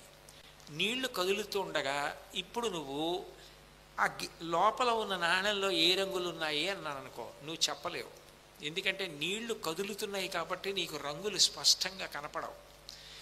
నీరు గిన్నె కదలనంతసేపు, గిన్నెలో ఉన్న నీళ్లు కదలనంతసేపు నీళ్లలో ఉన్న నాణ్యం కనపడినట్టే చదివేటప్పుడు నీ మనస్సు లగ్నం అవ్వకుండా నీకు అడ్డొచ్చే కదలికలు ఏవీ నీ యందు ఉండరాదు. నువ్వు కూర్చుని చదవడం మొదలు పెడితే సరి అయిన భంగిమలో కూర్చుని చదవడం మొదలుపెట్టాలి.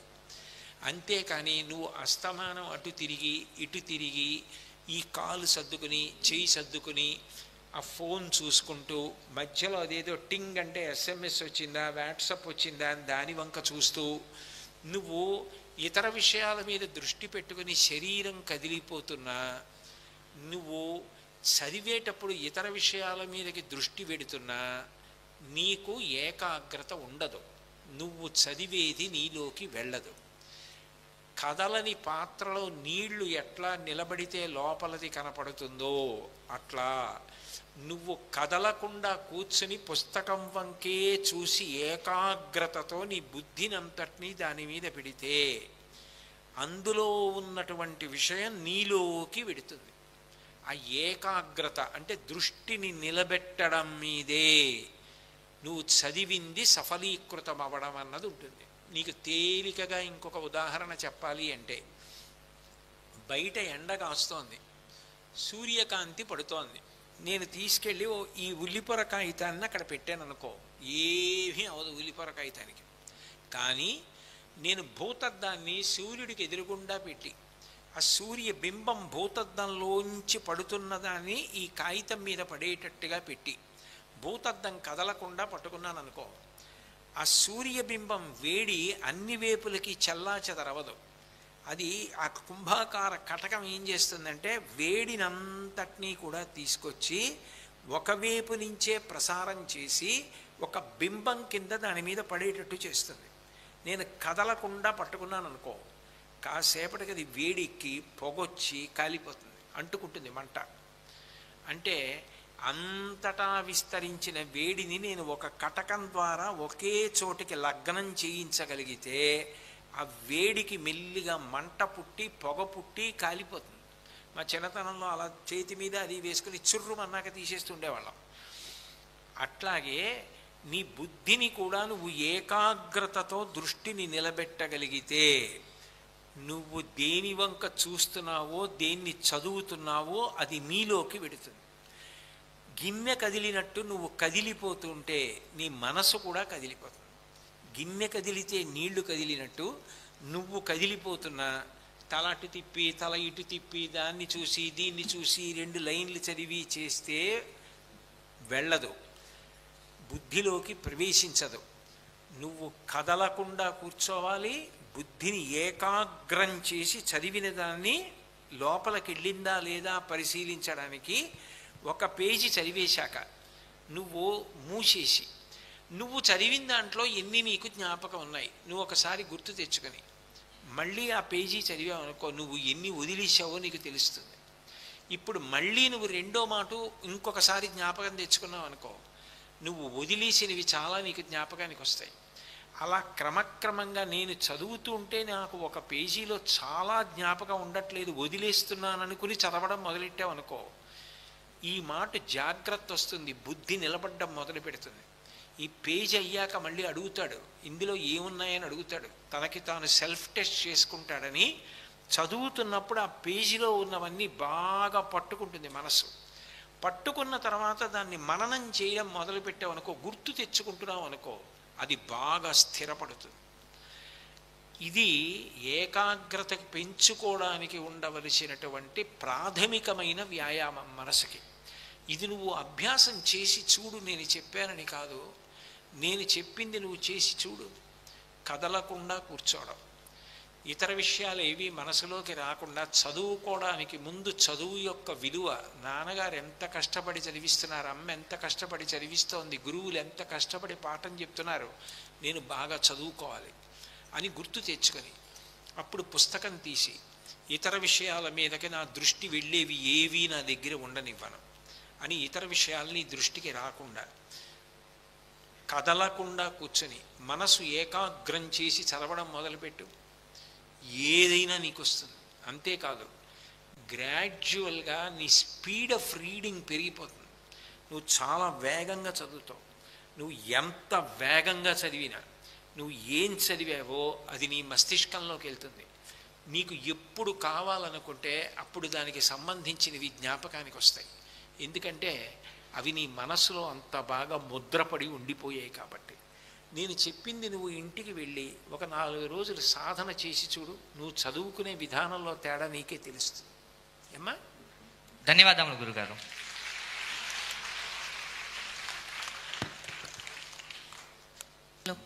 ధన్యవాదాలండి గురువు గారు. ఇప్పుడు గురువుగారు చెప్పింది అర్థమైంది అనుకుంటాను.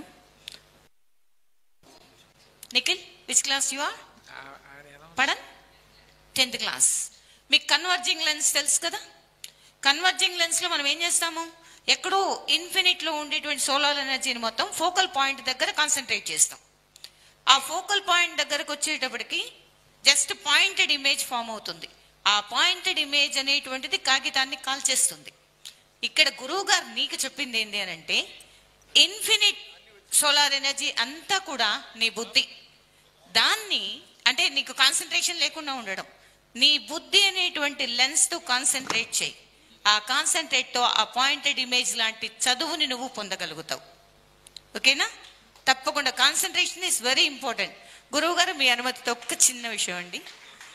ఈ మోడర్న్ ఏజ్ కదా ఇది, పుస్తకము సెల్ ఫోన్ తగులాడుకున్నాయట, నీకంటే నేనే గొప్ప అని. ఇందాక మనం అనుకున్నాం, పుస్తకం చెప్పిందట, ఒక్కసారి నువ్వు తల దించి చూడు, జీవితాంతం నువ్వు తల ఎత్తుకునేలా చేస్తాను అని. వెంటనే సెల్ ఫోన్ వచ్చి పక్కన నెట్టేసి, నువ్వు కాదు ఇప్పుడు వాళ్ళు నన్నే ఉపయోగిస్తున్నారు, ఒక్కసారి మీరు తల దించి చూడండి, జీవితంలో తల ఎత్తుకోకుండా చేస్తాను అన్నదట. కాబట్టి మీరు తల ఎత్తుకోకుండా బతుకుతారా, తల ఎత్తుకుని బ్రతుకుతారా అనేటువంటిది అది మీ చేతుల్లో ఉంది. ఇంత చక్కగా పిల్లలకి చాలా ఓపికతో సహనంతో వారికి ఉపదేశాన్ని ఇచ్చినటువంటి గురువు గారికి శత సహస్ర కోటి పాదాభివందనాలు సమర్పించుకుందాం.